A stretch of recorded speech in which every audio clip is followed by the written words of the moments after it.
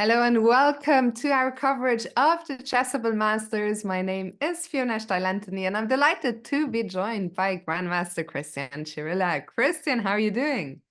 Fiona, I'm doing great. I woke up quite late today, so I'm feeling energized, but great to once again be doing commentary with yourself. And I've heard you had a good time in Weisenhaus. Is that correct? Weizenhaus was absolutely fantastic. I enjoyed every moment, but I also enjoyed, it was a long month of January and February between Tata Steel, Weizenhaus. I did some Bundesliga coverage. I did some work with Levy. So it was a lot. I took 3 days off NHS in between. Yesterday I was traveling. That's why I was not here. But I'm delighted to be back to cover this Chessable Masters. And yesterday, even though I was traveling, I was keeping an eye on you and Alex. And what a start for Hikaru. Christian, if the people missed it, fill them in. What happened yesterday? Absolutely. It was just an incredible start for Hikaru. He started off guns blazing against Grishuk, who is no slouch, especially when it comes to faster time controls, but with no increment. Hikaru just simply showed that he's the boss. He won that one, 2.5 to a half. Dismantled Grishuk, I have to say, in fashion. And after that, a difficult match on paper, at least against Jan Nepomniachtchi, but he won that one, I believe, 3-0. So just an incredible start. It felt like he didn't make any mistakes. Even when he was on the back foot, he managed to find the best resources, the best defensive resources. And yeah, I have to say, an incredible start for Hikaru. But today, he has Alireza Firouzja. What do you think of that matchup? Yeah, well, you just talked about how Hikaru just breezed through his matches. The same was not the case for Alireza. I couldn't follow the matches super closely, but I saw that Oof. his matchup against Fabi went all the way to Armageddon. I'm sure you kept it close. Didn't you even cover it on this channel, right? We did cover the Armageddon. I believe Hikaru had to go do his recap. He caught the last couple of minutes of the final game from the regular match, but the Armageddon was fun as well. In the end, it was Alireza who prevailed. Fabiano, I believe, came back twice. So he lost the first one, won the second one, lost the third one, and then came back in a must-win situation with the black pieces. But Alireza, he was the one that bid 6 minutes and 30 seconds. For, to my eyes, that was extremely low, but it played in his favor in the end. Yeah, so Alireza, with that win, he has become Hikaru's opponent today. We see Hikaru there on camera. I think he's just setting up those anti-cheating devices, right, that need to keep an angle of the entire room. We also see Alireza is ready as Yep. well. What's your prediction for this one? Because you mentioned so far the time control has kind of played in Hikaru's favor.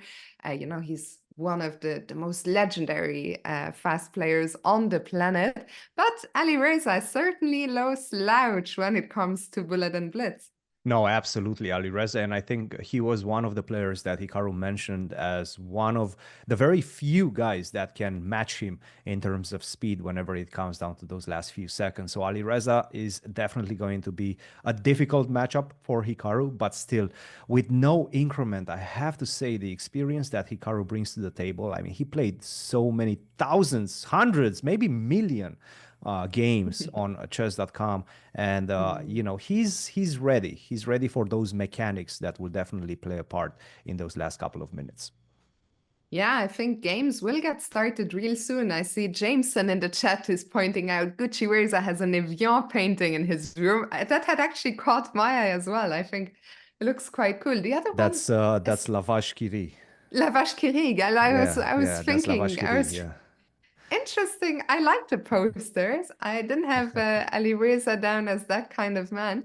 But yeah, Hikaru for sure. He will be feeling confident. And Chad, good to see you all. And we have lift off 1B3, Hikaru's specialty, of course. Here we go. B3, D5, Bishop B2, Knight F6, especially a Knight H4. We're expecting. I'm actually curious if Ali Reza has studied Hikaru because this is all he played. Hikaru played this B3, Knight to H4, early Knight to H4, bringing the bishop to, forcing the bishop backwards towards D7. And now a bit of a wrinkle from Alireza, this knight to c6.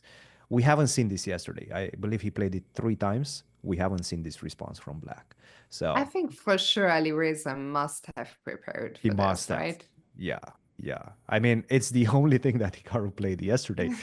And he did get a bad position against Grishuk in the first game. But even so, he managed to turn it around. It's quite ballsy by Hikaru, I mean, to repeat the stuff. We see that the computer already very, very slightly favors black here. Why do you think that is? For very suspicious reasons. E5 apparently is the best move in this position, just simply a pawn sacrifice. E5 followed by knight takes e5, knight takes 5, queen e7, and then castle. None of that. Alireza is like, okay, I want to keep my pawn safe. Bishop to f5, question mark. Guess what? There's a sighting of e4. I'm starting to like this one, Fiona. I think Yeah, it turned around so quickly. I mean, that pawn sacrifice e5 was very far from obvious, but now suddenly, I mean, Hikaru has the pawn majority in the center, right?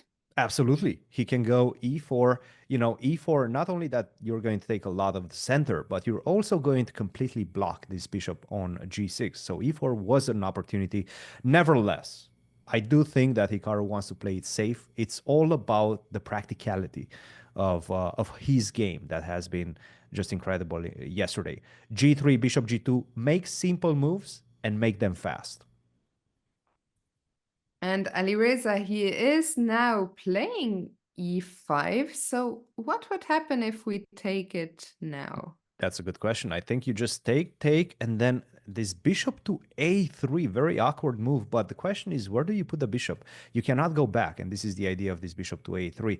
Not an easy What one. if I get greedy and I You take want on to take more, g7? yeah? Why not? Probably not a bad move, but where do you put the bishop after that? Hmm. Hikaru, Yeah, by the okay. way, I is mean, still I see thinking. the top computer move here, b4, would not enter my mind in a million in a some million some some years. crazy stuff, yeah, Yeah. crazy computer stuff. Of course, Hikaru, as sort of predicted, he played g3. Again, I'm not expecting him to take any poison pawns anytime soon. Yeah, no pawn grabbing from Hikaru. He's just looking to complete his development with, as you highlighted, bishop g2, probably castle Mhm. kingside, and just play a game. So far on the clock, they are very evenly matched. The question is, how is Alireza going to complete his development? Is Well, there ever a world where he will go queenside? No, surely not, right? probably not. I would I would guess not. F6 generally is a good start, and this plays against the bishop on b2 as well. But one thing that is not necessarily best placed in this position for Alireza is this bishop on g6. Generally, in this type of reversed Sicilian structures, you go directly with the bishop on e6. Now, Alireza already lost a couple of moves. Bishop f5, bishop g6, and most likely he will go to f7. So he's losing some tempos. Yeah, Hikaru, meanwhile, a3, getting ready to meet a4 with b4. Mm-hmm. Mm-hmm. So I doubt a4 is going to be played. Yeah, instead, Alireza also completing his development. We'll see both players castle. Mm-hmm. And then we get into a very rich middle game where I always wonder, what are the plans for both sides? Let's first focus on Hikaru. After I guess the bishop drops back Yes, and he and jumps in immediately. Okay. Hikaru decided to go for the bishop. He wants one of those bishops, and it makes sense. I mean, look, the knight on f3 wasn't doing as much. Sure, you covered the d4 square and maybe stop black from going there in the center, but it was also blocking your own bishop. So I do understand this knight h4, knight f5. Go for one of the bishops, get the bishop pair, and then just simply play with this beautiful, beautiful bishop on g2. I think this is going to be the piece that Hikaru is going to be most proud of in the upcoming middle game. Yeah, that bishop already looking quite nice. I guess Hikaru can take on d6 immediately, or he can castle first since that bishop isn't going anywhere. I think castle, just because you want to wait for black to attack the knight with the queen, most likely queen d7. You want to wait him to lose a tempo. Queen d7, and then you can take on d6. This looks like a really good position for Hikaru, at least from a practical perspective. Keep an eye on the clock, Fiona. This is going to be the battle. The clock is going to be the battle. And right now, they're very closely matched up. Yeah, it feels like no player really wants to, be the one that's suddenly lagging 30 seconds or a minute behind I mean, yesterday when I tuned into you guys in between flights and I saw Hikaru up 2 or 3 minutes against Grishuk, I thought, okay, it's already just too much. Like the Yes. position almost doesn't matter without increment. It's impossible.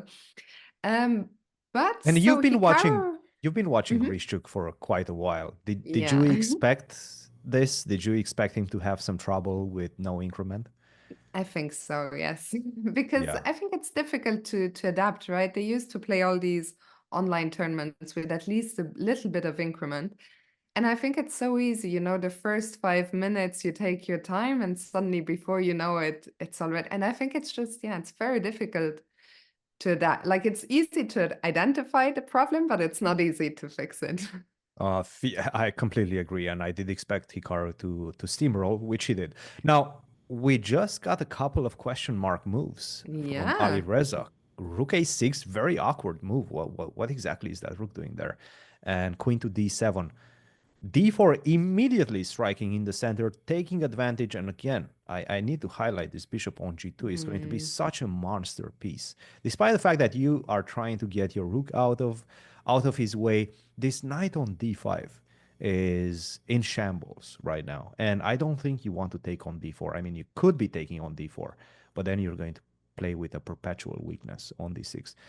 This one is looking really good for Hikaru. He's building up an advantage and he's gaining the edge Time of the clock. advantage as well. Yeah, I Yeah, really like this. I mean, all of Hikaru's pieces are working together so harmoniously. If you look at the black position, the question is, what's the rook doing on a6? The queen on d7 is undefended, which can always be a factor. Always, I think, for anyone watching us, always try and keep an eye out for any undefended pieces.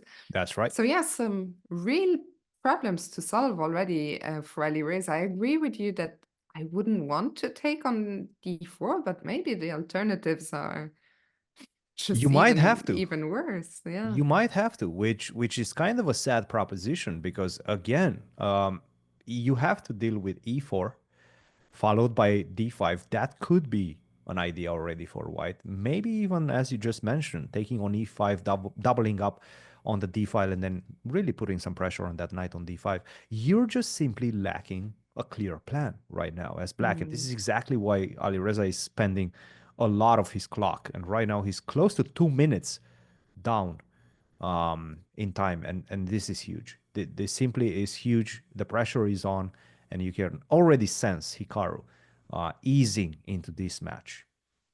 I mean, it's incredible to me, right? Because you mentioned Weissenhaus, and I was right there when Hikaru played this heartbreaking playoff against Sindarov. And, I almost didn't recognize him because Hikaru is such a... Oh, Whoa, whoa, whoa, whoa, okay. whoa, whoa, whoa. Okay. Fiona, Your there's a knight bishop from b6. G2. I'm Hello. I'm telling you, Fiona, this bishop on knight b6. If he finds it, look at Hikaru. He's giving I him the think he side eye. senses. He's He giving senses. he's giving him the side eye. That's the knight b6 side eye. Yeah, this is over. I mean, knight b6, he missed it obviously, and it's an easy one to miss. And there Spotted. it is. No, and I was gonna say, I mean, from what I saw yesterday and from what I see so far today, Hikaru just seems like a different. I mean, only a week has passed. Maybe the Falcons magic, Christian. What do you Yeah. think? I mean, it could be it. It could be that energy that comes with it, right? Mm. Signing for such an organization obviously gave Hikaru a boost of confidence, and it shows on the board right now. Just an incredible signing, and yeah, Bishop takes c6. I don't think this one is going back for Alireza. There's no way to come back from this one. Rook takes c6. Okay, that works also. Rook to And b8. now, I mean, he's tied down. Look at this poor rook on a6. The knight is pinned to the rook. It cannot move. I mean, Alireza basically cannot move. The material is, we don't see that very often. Material is even, but computer says +4, which tells you something about just how bad the black position is. You cannot defend the pawn on b5. It's over. And Mm. once you lose that pawn, you're basically getting tied on even more diagonals. For example, queen takes b5, queen a7. That's another tie right there.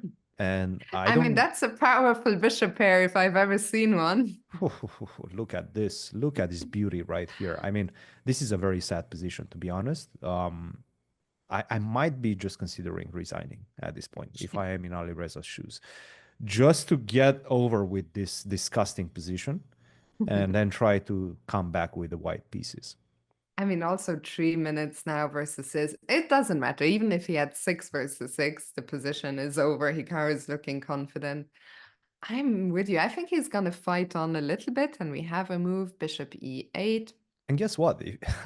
I might even just give you the exchange. You want my exchange? That's fine. You can have it. I mean, it's not really helping your cause too much. You just simply lack moves. I'm going to go h4, h5. I'm just going to chill for the next few moves and wait for you to find something. There's nothing, of course. I see in the chat, Trill Bill is saying, can you guys explain at a novice level? Okay, so how do we explain this in the simplest way possible? Christian, over to you.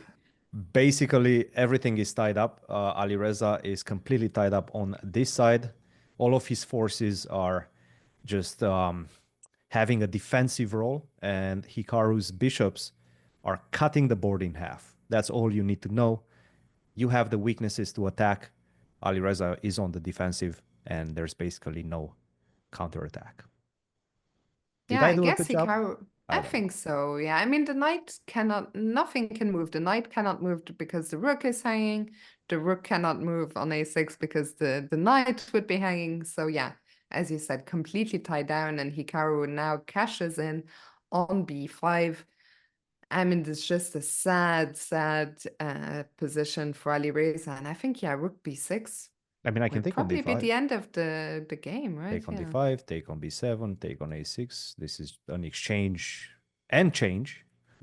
Rook takes b6. Okay, this is probably even better. He's just having fun. Hikaru is having fun right now. Bishop takes d5 finishes the game. And what a start to the day for Hikaru. I mean, this matchup against Alireza is a big one. Queen takes d5. Okay. Okay, we're gonna do it the positional way. That Queens works off. as well. I mean, this is so over. It's not even funny. Yes, take. That's 2 pawns up. Rook to c5. Or rook a7. Getting from And behind like now that. Yeah. I rook think a7. Alireza will play it out. Hikaru will have to show a little bit of technique to bring home the extra 2 pawns, but not too at much. this level, not too much. not too much technique. I mean, again, king g2, e3. Make sure you exchange the pawn on a5 for the pawn on b3 and basically just round this a pawn down the board and then create another passer on this side. And at that point, the game will be over. That's kind of, in brush strokes, the plan. Yeah, and once again, I mean, I guess Hikaru will go for the a pawn probably, right? He'll give up. Yeah, there he goes. Gives up the pawn on b3, takes on a5. Run the pawn down to a7 if you really want to, and create another passer in the center. g4, very nice controlling move. h4. I think Hikaru is just going to have a little bit of fun right now as well. Yeah, to be honest, I'm surprised that Alireza is playing this out, but maybe he prefers to play it out. How long are the breaks actually between games? Not very long. Not very long. Especially Okay. after the first game. After the first game, I think you don't get much. We just wait until both of the games of the semifinals are done, and we do have the co-world champion Magnus fighting against Arjun Erigaisi. So that's an exciting one as well. a7, get the king out, and then just push the e pawn. That's basically the plan, and he resigns. He has seen enough. What a start for Hikaru. You really couldn't have asked for more than this. I mean, there was one moment in the opening on move 304 e5, and after that it was a one-way street. Christian, I see that Magnus is still playing. Should we take a look at that? Absolutely. Let's look at that. Magnus with a pawn up, perhaps not winning, but given the time situation, I'm not going to call it a winning position or a winning Mm-hmm. situation in this game, Mm-hmm. but it's looking really good because you can maneuver this game for 100 moves, and it's going to be physically very demanding for Arjun to make 100 moves with 1 minute and 40 seconds on the clock. So right now the clock is everything that matters in this one. Yeah, I think Magnus is gonna win this one. I mean, it's easy to be fooled here by the computer that says, you know, oh, +4, which should mean it's a draw. If you're a It is computer, a of draw. course, It is an it objective is a draw. draw. But with a But minute on as the you clock, said, yeah. not so easy. You know, I've seen a game recently between, I think it was Hans and Denis Lazovic, Mm-hmm. with the qualification to this one, to the playoffs on the line. And Lazovic managed to defend this 4 versus 3. It was 4 versus 3 with the knights on. Right now, Magnus is completely winning already because you go king d4, you give a check on f5, or you just simply utilize your king to go I hunt some think it's pawns down. probably this was an endgame which wasn't that easy to defend anyway, even with more time. Like, I think, okay, sometimes you will hold it, but I think sometimes you will also lose it, even without this extreme time pressure. Yeah, and we still see Hikaru. He's still locked in. He's still looking. He's probably watching this Could match be. right now Yeah. with us. He might even be in the chat. So chat, behave. Maybe he's watching us. He could be watching He's like, us. what are Christian and Fiona saying? He could be watching us. Now just simply knight e3, defend whenever you go knight f4, knight e3, pick up the pawns. The game is over. Magnus takes the lead in this one as well. And again, I have to say, after the first pair of games, I do anticipate, and I'm not going to try to jinx it or anything. It's still very far away from that. But we could be seeing a Magneto versus Hikaru, Team Liquid versus Team Falcons in the finals. And what a final that would be. Remember, guys, if you weren't here yesterday, the winner of that is not going to be the champion just yet, since this is a double elimination tournament. Somebody will have the chance a couple of days from now to come and challenge the champion again. In order for the champ to lose it, he will have to be beaten twice on that final day, a couple of days from now. But we'll cross that bridge when we get there. For now, it is looking good. Of course, Hikaru still has three games to go against Alireza, so let's not celebrate too soon. Of But course, it of looks course, like yes. both Magnus and Hikaru after Weissenhaus, they're like, okay, time for payback. Weissenhaus didn't go quite as well as we hoped. Time Yeah, to and maybe they're in fact happy to return to classical chess.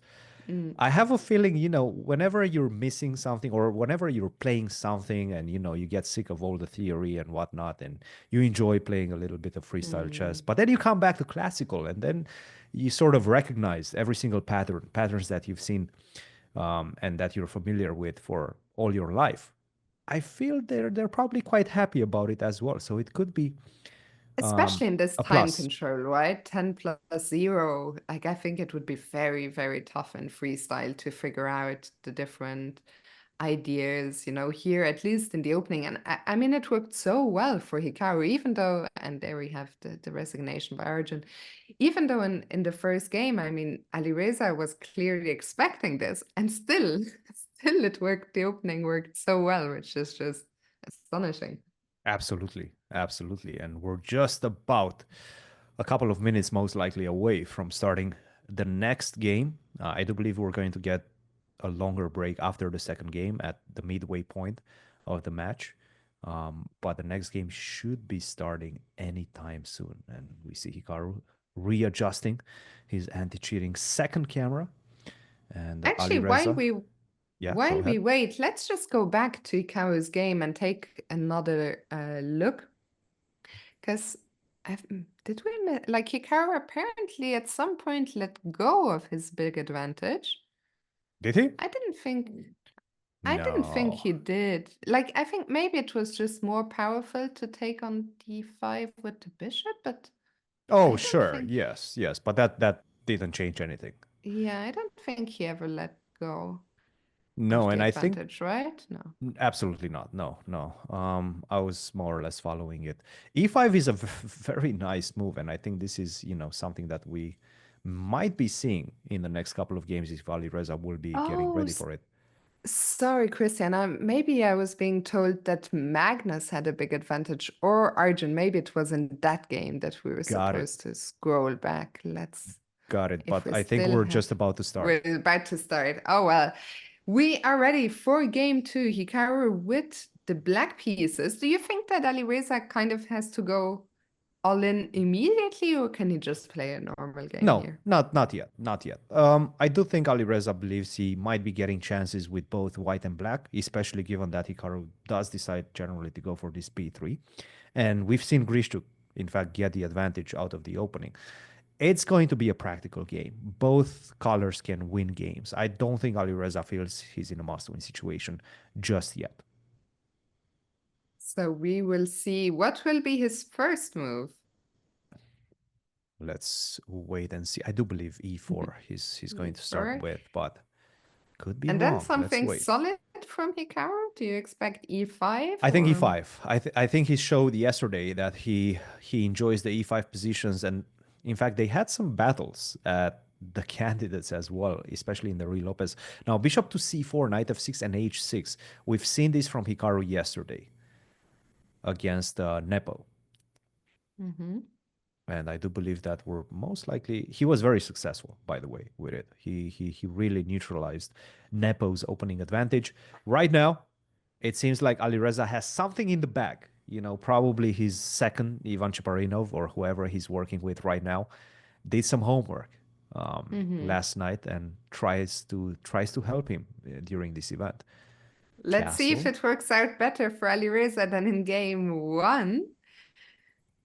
Did, So did you like Hikaru that knight looking, b8 move? Did you like that? yeah. That was a nice move. Queen a2, knight b8, going back to the initial position just to go c6 and d5. I Knight mean, e7. chess in 2025 is not the chess that I learned when I was learning to play chess, let me tell you. Knight b8, knight h5, put the knights on the rim, get the knights back to their initial position. This is interesting. Knight b6, okay. And G3 made sense, right? You don't want to allow the Black Knight to land on F4.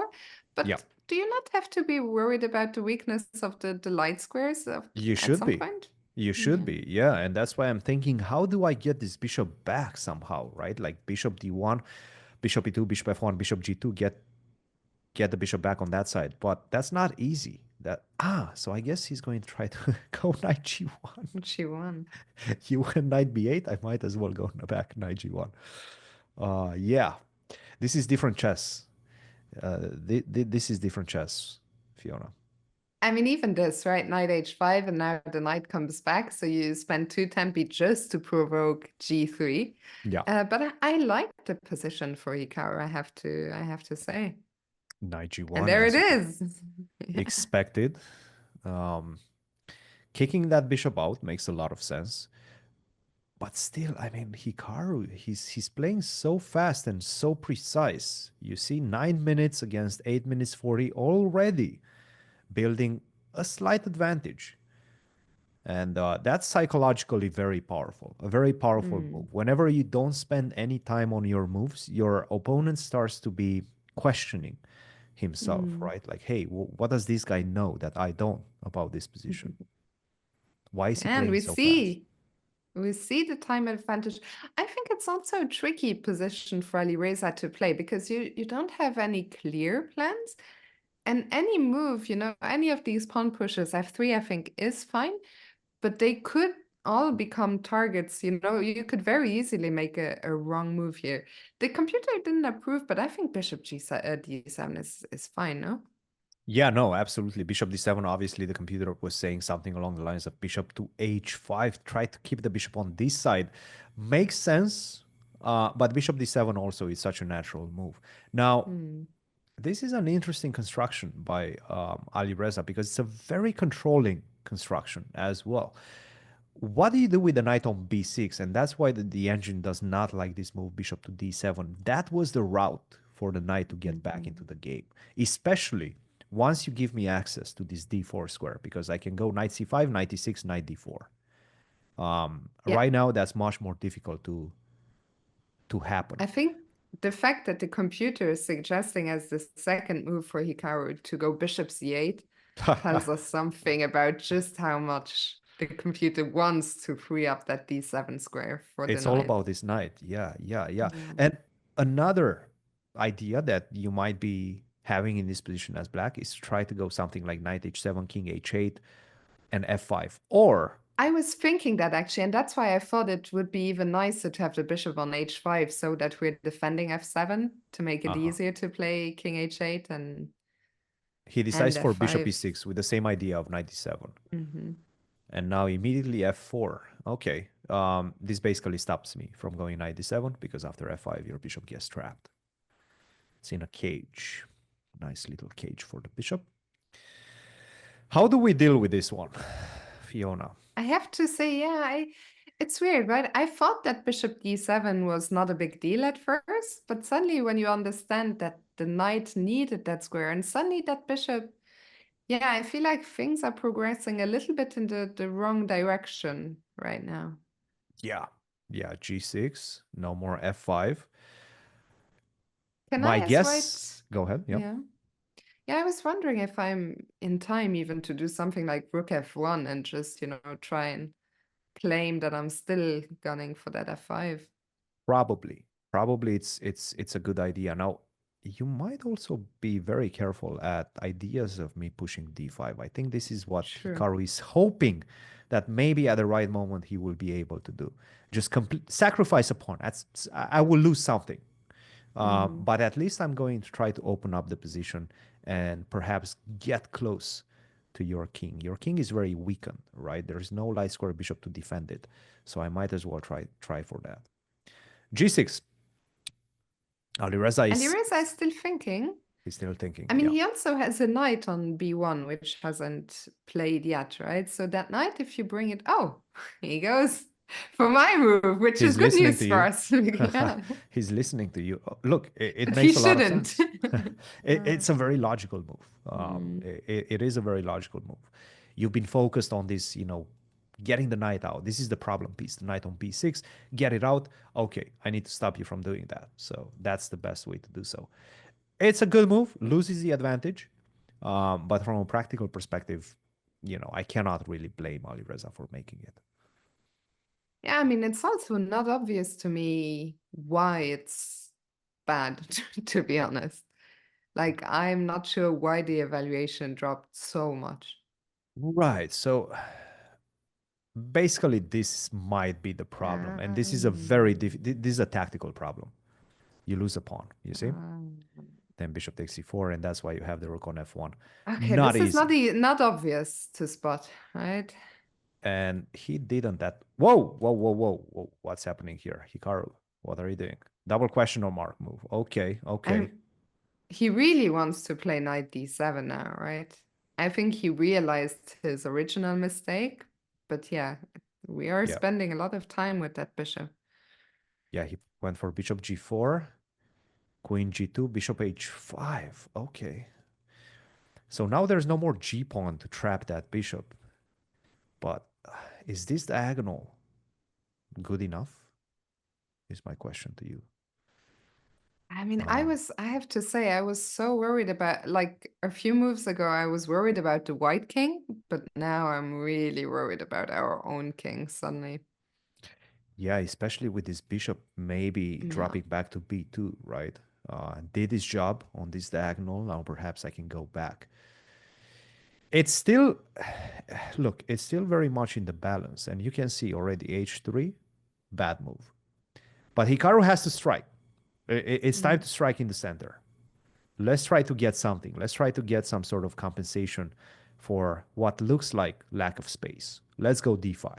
And you see, I like how there's two top moves here for Hikaru, d5 and knight fd7, which is so funny to me because we worked so hard to get the other knight to d7. Yep. And then suddenly computer's like, nah. Just the leave it other there. one. Just leave it Yeah. there.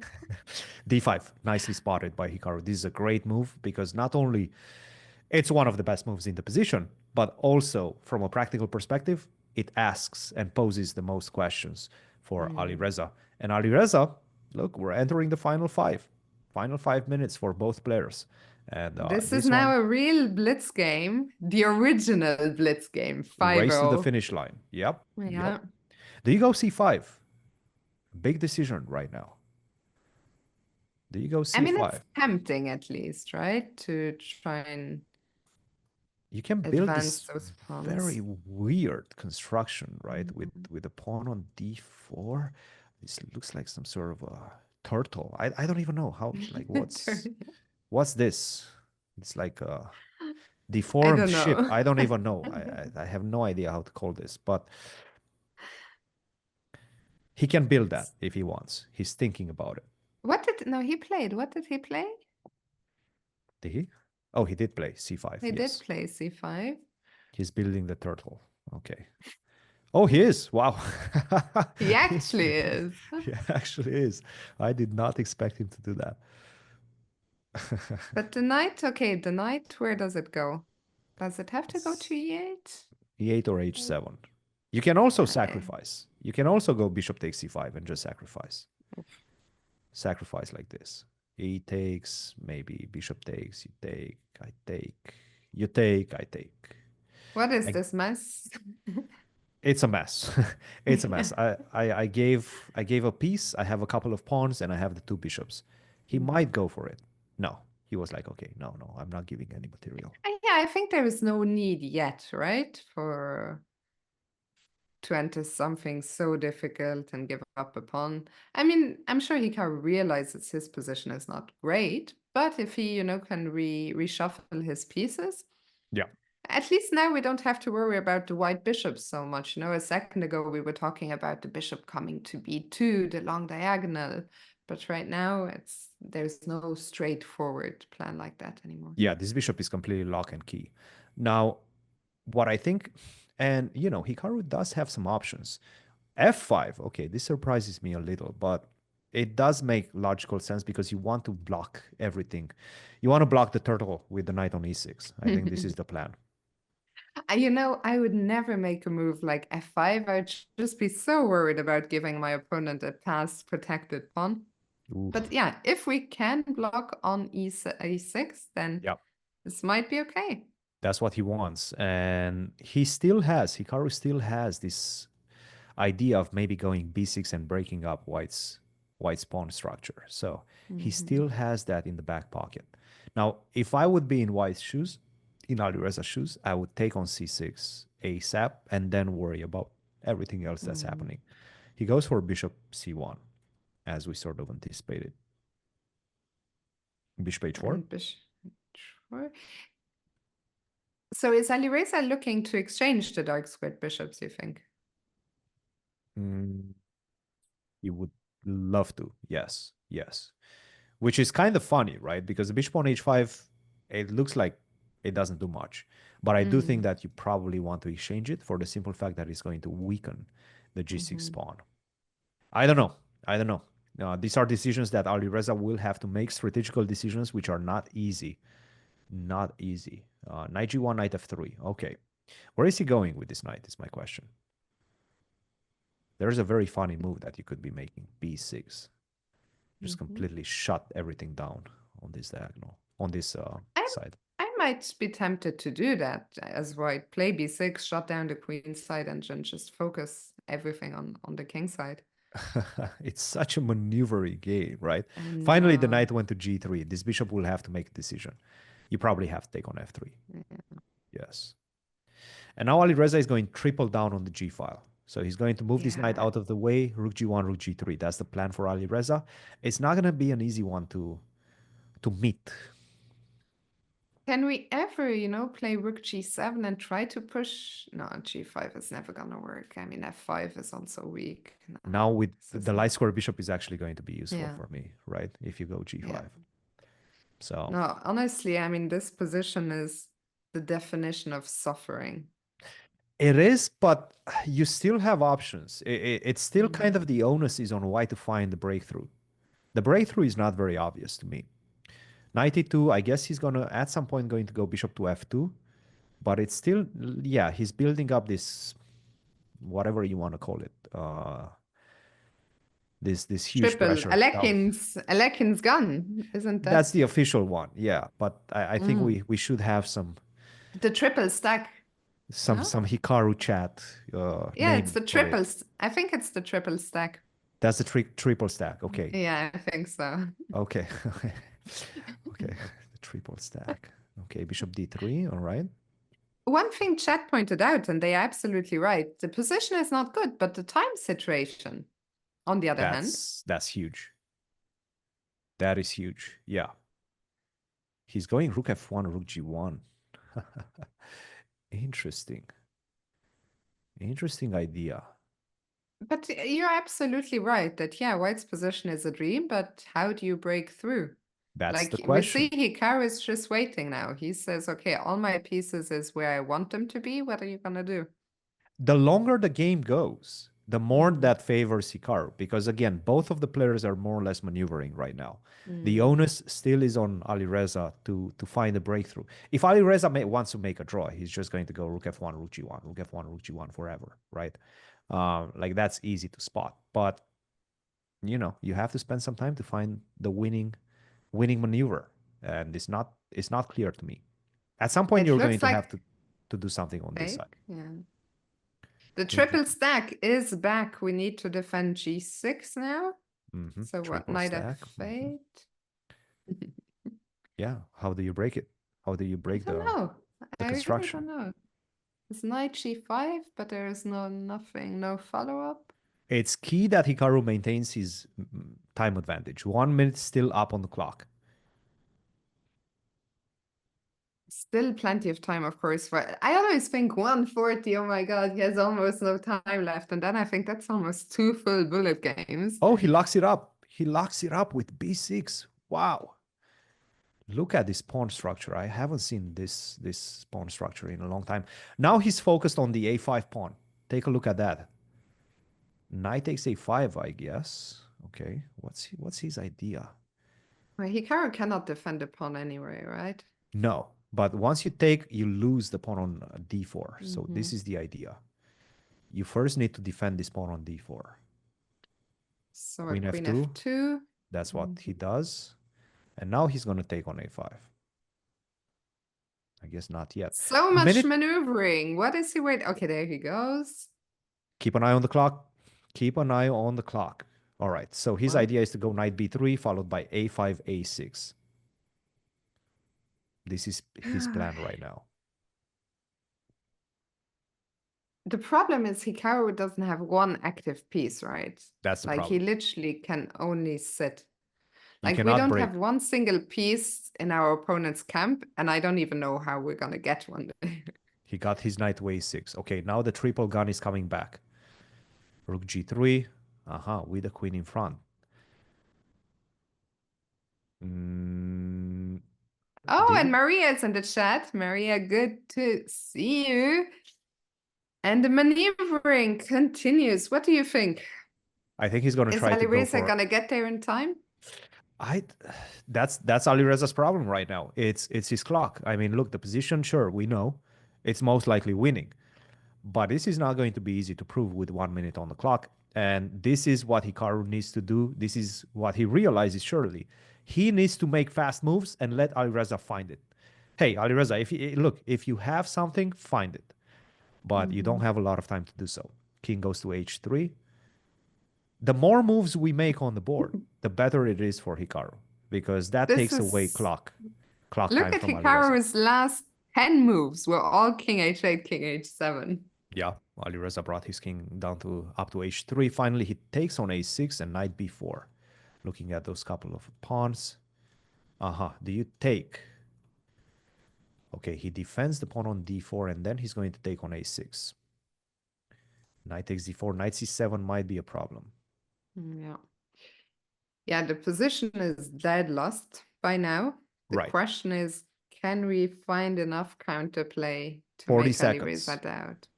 40 seconds. That's the key right now. The problem is, ooh, knight takes a8, and that's Yeah, a I full feel like rook. 40 seconds is too much for Alireza. He's too fast. He could be. He could be 34 though. 34 seconds. Maybe Hikaru at some point Yeah. will be able to create something. Okay, we need to keep G6 under control. Okay, but Alireza is doing some. No increment is a completely different beast. Rook takes c6. No, he's giving checks like this. Queen to g2 and Hey, rook to at least we're not c7. getting mated now. Yeah, I think this might be over. Oh, he resigned. Oh, it Yeah, was actually it is mate. I mate. said It we is were mate. not getting mated, but we were getting mated. It is mate. Yeah, unfortunately. Ah, And if you I go up, completely, queen g5. I Yeah, completely missed that A8 square. I have to say, it was a pretty decent game by Alireza. Magnus drew against Erigaisi. But you know, there's good things about this one as well. The opening phase went really well for Hikaru. So Mm. the opening did not crack. It was only after that, after this turtle was built, maybe he shouldn't have allowed it. Maybe d5 was a little bit premature because after this, it felt like perhaps he had an option. I think he had maybe if we I go think down. the problem was before D5 even, no? Yeah, it I was a mean, at bit of that a moment, it was already quite tricky. difficult position. Yeah. But look, that's the way it goes. You know, we knew that this match is not going to be easy, right? We knew that Alireza, he's bringing some really fast pace to this one and some good moves, and that's what we're seeing. It's a back and forth affair. Christian, the match is now tied 1-1. This is Hikaru's first loss in this competition. We'll see how he bounces back from this one. But on our end, it is time. I think the players are taking a short break now. So we will also go on a short break. Chat, don't go anywhere. We'll be right back and we'll see you on the other side of this. Welcome back, everyone. It's the semifinals of the winners bracket at the Chessable Masters. So far, the match is tied. Hikaru took game one, but Christian, we just saw Alireza hit back in game two. Absolutely, and that was a very well played game by both players, but especially Alireza, of course, in game two, just maintaining the pressure and not panicking in time trouble. And again, it's very easy to panic in time trouble because you don't get any increment, you don't get any additional time, so it's very easy to lose on the clock. But right now, Hikaru, with the white pieces, his b3 has been absolutely unstoppable. So let's see if it continues being so. I'm curious in how far they're going to repeat game one. So far, Is it it is a e5? copy. Oh, no e5. No. No I e5. also thought, I mean, he had enough time, right, He to did. check it. He did. He did. He chose a different bishop to g4. My guess is that e5 has been analyzed by Hikaru because, for the simple fact, is that the computer's main move. So that's what Alireza is trying to avoid. He's trying to go a different route, a route that perhaps Hikaru has not analyzed at home. Yeah, and we'll see how this one goes after e3. Alireza pauses here, e5 once again. Is the computer move? e5 here makes a lot more sense, though, because the pawn isn't hanging, right? Absolutely. The pawn isn't hanging. Of course, d4. Whoa, that's an interesting move that I did not anticipate. Sorry, but okay. So I guess he just wants to brutally just take on f3 like this. And is he sure he calculated correctly?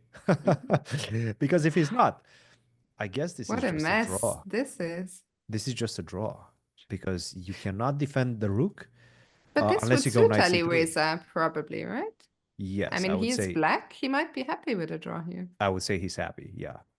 If knight takes d4 happens and after that bishop takes d4 happens, which is not forced, then I do believe we're getting into this forced variation.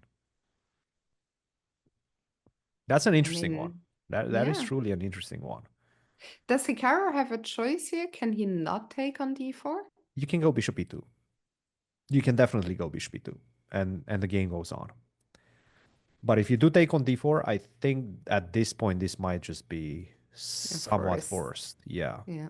If you go knight c3, you can do that, but after castle, you're just simply much worse. Mm.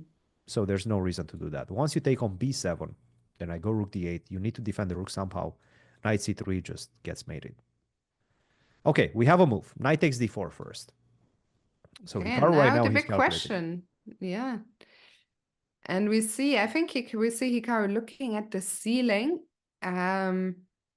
I think he has two options, either take on b4 and on d4 and go for that draw, or bishop e2.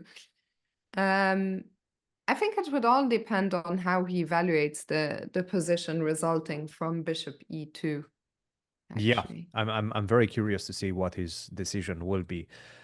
Bishop e2 keeps more pieces on the board, obviously keeps the pride and joy, the bishop on b2, dark square bishop on the board, and it keeps chances. Nevertheless, it could offer black some chances to maybe even get the advantage in the position. But not an easy decision. Will Hikaru just give away his last white, at least from the classical match with bishop takes d4? Because once he plays bishop d4, it's pretty much a forced draw.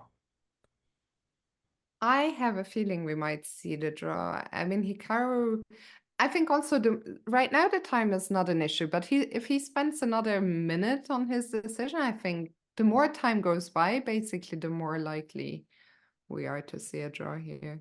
Yeah. And judging from his look right now on his face, he seems to be realizing this forced variation. So perhaps he's like, oh man, my b3. Did he manage to finally put a stop to my b3? Yeah, I mean, Yeah. this is not what you want, right? With 2 games remaining, you only get one remaining white. For it to end in, a forced draw in 15 moves or whatever is, of course, not the outcome that you were hoping for, but I think Yeah. it's getting risky already to play on with bishop e2 at this point. And I would assume you're thinking about that because of the clock, yeah? The clock is Exactly. starting to Yeah. go down rapidly. Yeah, there's two moves: bishop to e2 and bishop takes d4. Bishop takes d4, the game is probably going to be a forced draw. Bishop e2, the game will go on, but maybe in a worse position objectively, Yeah. and on the clock. And on the clock. Yeah, I think at this point, with Hikaru on the 7 minutes, I think he will take on d4. He's gonna Which take. is a pity for us, but of course, one game remains. He will be black and he can just not afford to lose. I mean, that will be a high pressure final game if this one were to end in a draw. Absolutely. And it's not like Alireza has a way out. Like once you play bishop takes d4, you need to take back, and then you need to take on b7. And after rook to d8, again, rook d8 is more or less forced. Check, you cannot cover with knight d7 because knight c3 just gives you a tremendous advantage. Well, maybe not tremendous, but it's I an mean, advantage. if Hikaru thinks for much longer, Alireza might go for this position and just play on and say, hey, I'm up 2.5 minutes on the clock. He might do that. Yes, let's see. Bishop takes d4 is on the board. Now we're going to speed through the process. Queen takes b7, and it's very likely that we're going to see the repetition. Honestly, I wouldn't be shocked if Alireza goes for knight d7. Let's see. He Nothing can else to do right repeat. now. He can repeat once, right? Can he go rook d7, queen a8, and Yes. then knight d7? Yeah. Yes. Rook d7, queen a8, rook d8, queen c6. Basically, if you go rook d7, the game is over. That would be a threefold repetition I after think queen knight a8, queen d7 c6. is coming. You think so? I think so. I would be somewhat shocked, but it could happen. It could. Nah, rook d7. No. Rook d7. Okay, I'm actually quite happy. Uh, yeah, And the that's a draw. game is over. Was it not automatically gonna? Yes, because it looks to me like Alireza is still thinking on the cameras. Is he? I I'm mean, I confused. guess he could be still thinking, but I mean, in Hikaru shake, the players don't look like the game is. I know. No, actually, now Hikaru stopped his camera. I'm Okay, so here we confused. go. Okay, the game is over. Here we go. That Yeah, was the game is over. confusing.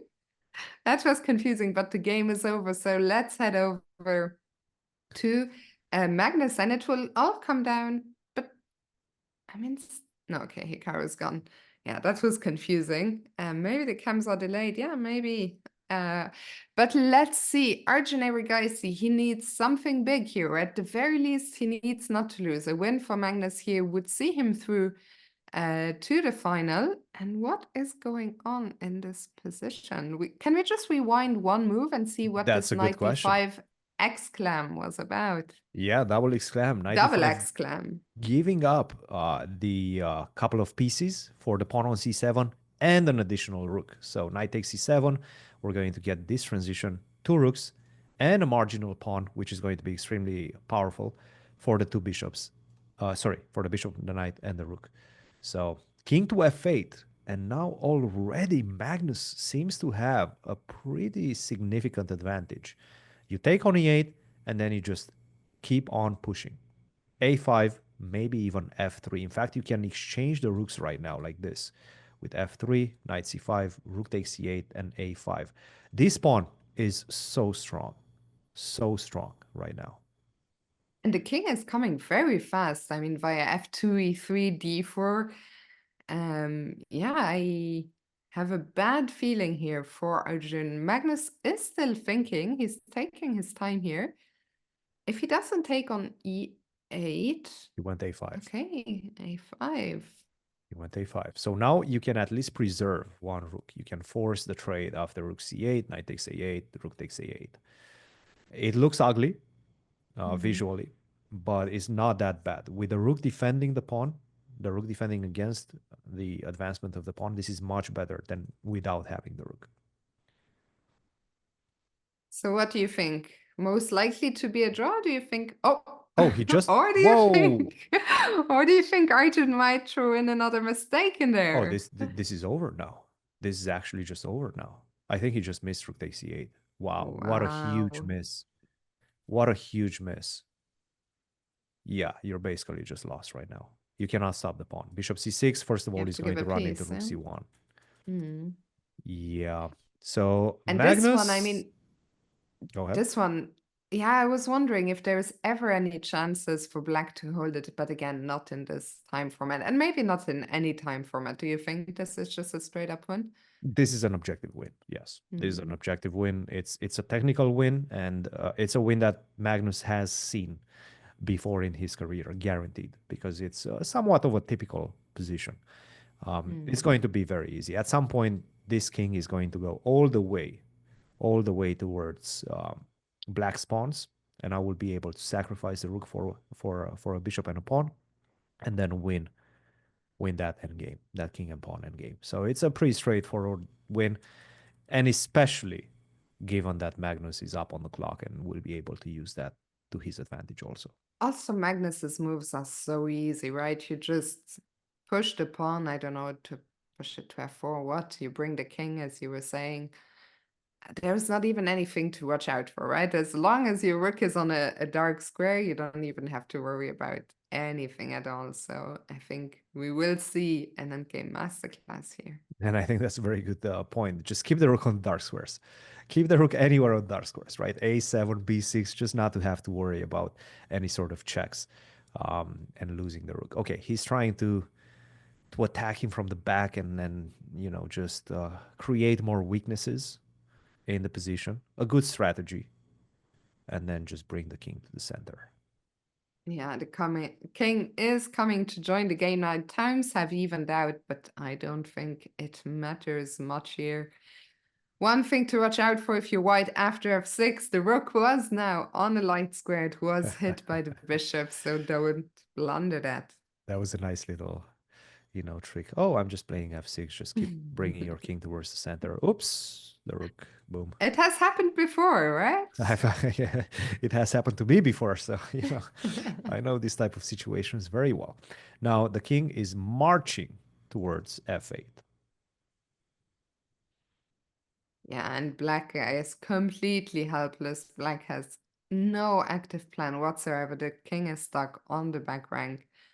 This is a sad position for Arjun, especially because if and probably when he loses this one, Magnus will be the winner of that match without needing a fourth game.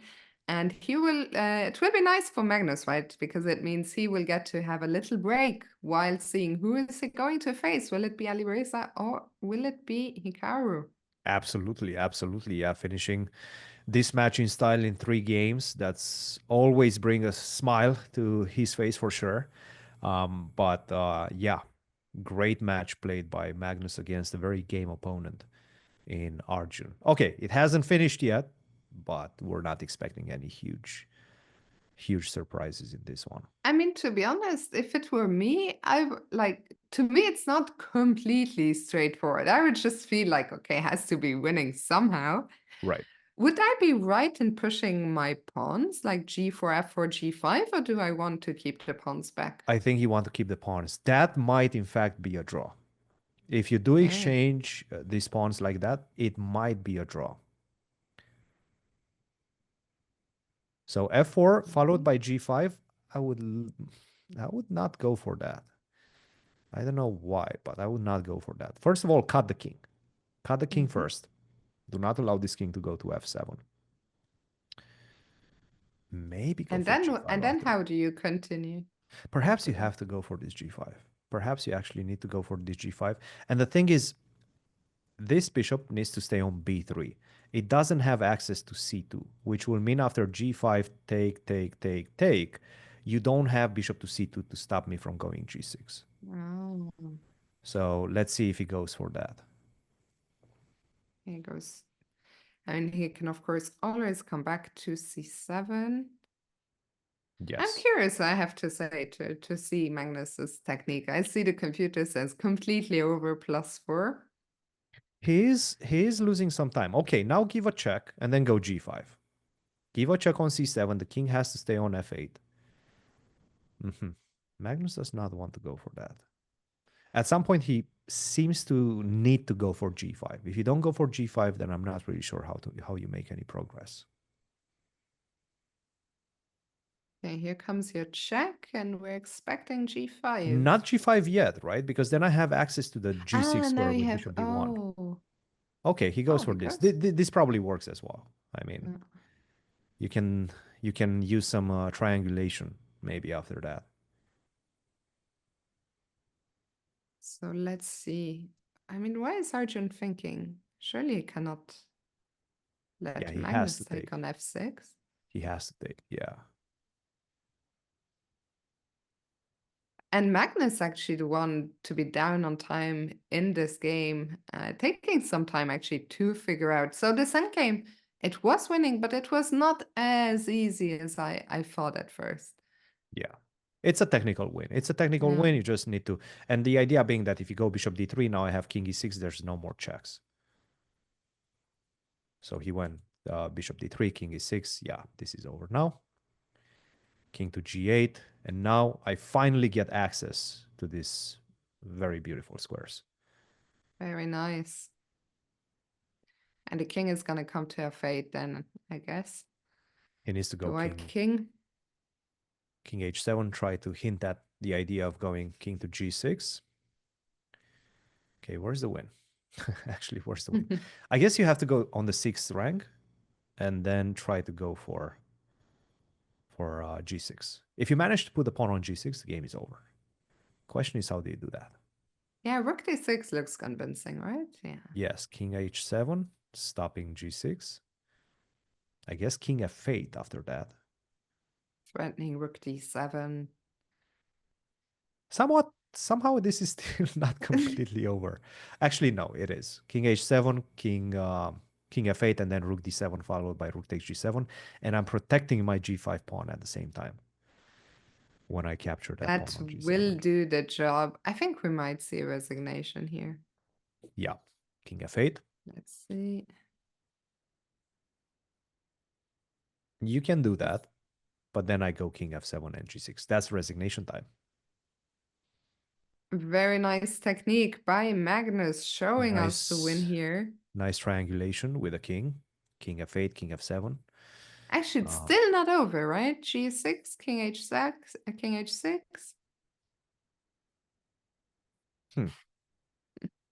So I guess I still have to be careful, huh? Arjun, you're making things very complicated. Yeah, You're making but things what very rook? difficult. Come on, let Magnus have a go at it. Bishop d3, okay. So where was the win?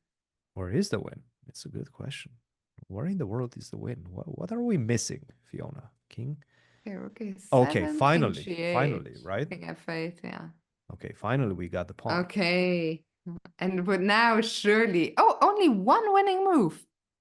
Only, but all other moves. G6 followed by rook c7 and g7.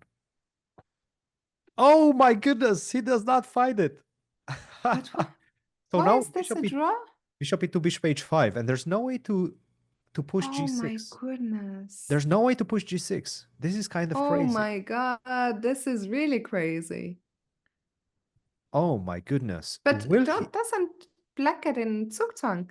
No, no, Oh. you just simply don't. So for example, if you go here, g6, you don't have a way to push after king g5, king f5.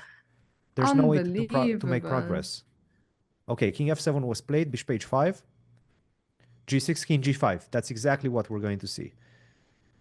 Okay, what do you do right now? That is with your so Magnus? crazy, Christian. This is crazy, yeah. I mean, what an insane endgame to be able to save But this they're one. gonna play this for 50 moves. So what was the last move? Was move number 67. So move 117 is the magic number that Arjun needs to reach. So the king has to go into this corner, and then the bishop is just going to stay around on a2, b1. This is the drawing technique.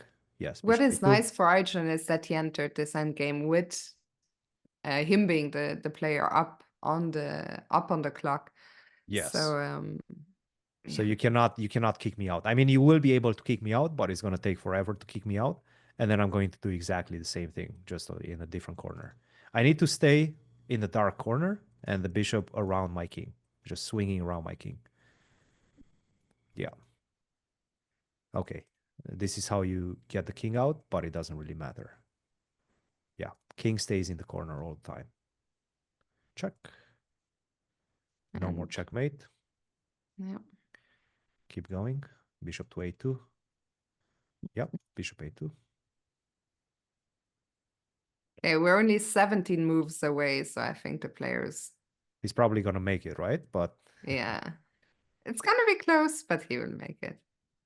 I mean, Magnus is trying. Magnus is trying, and he has to, because if he wins this one, he finishes the match. It just makes a lot of sense. He's gonna be kicking himself if this game ends in a draw that he has to play an extra game. Absolutely crazy. Absolutely crazy swindle. 7 moves to go until this game is declared a draw. Arjun is almost there. He has 15 seconds, more than enough. Yep. Unless he somehow blunders a mate. No. This is the best way to do it, and that's a draw. Just to show you where it happened, where everything happened. This was the moment right now. You have one move to win, and that is g6. A very unnatural move because you're thinking, okay, I'm losing this pawn. But the thing is that you're going to be able to attack this bishop wherever it goes and then push the pawn. So king f6, rook c7. You don't have time to take on g6 because you lose the bishop. You move the bishop, I go g7, I promote, and I win the game.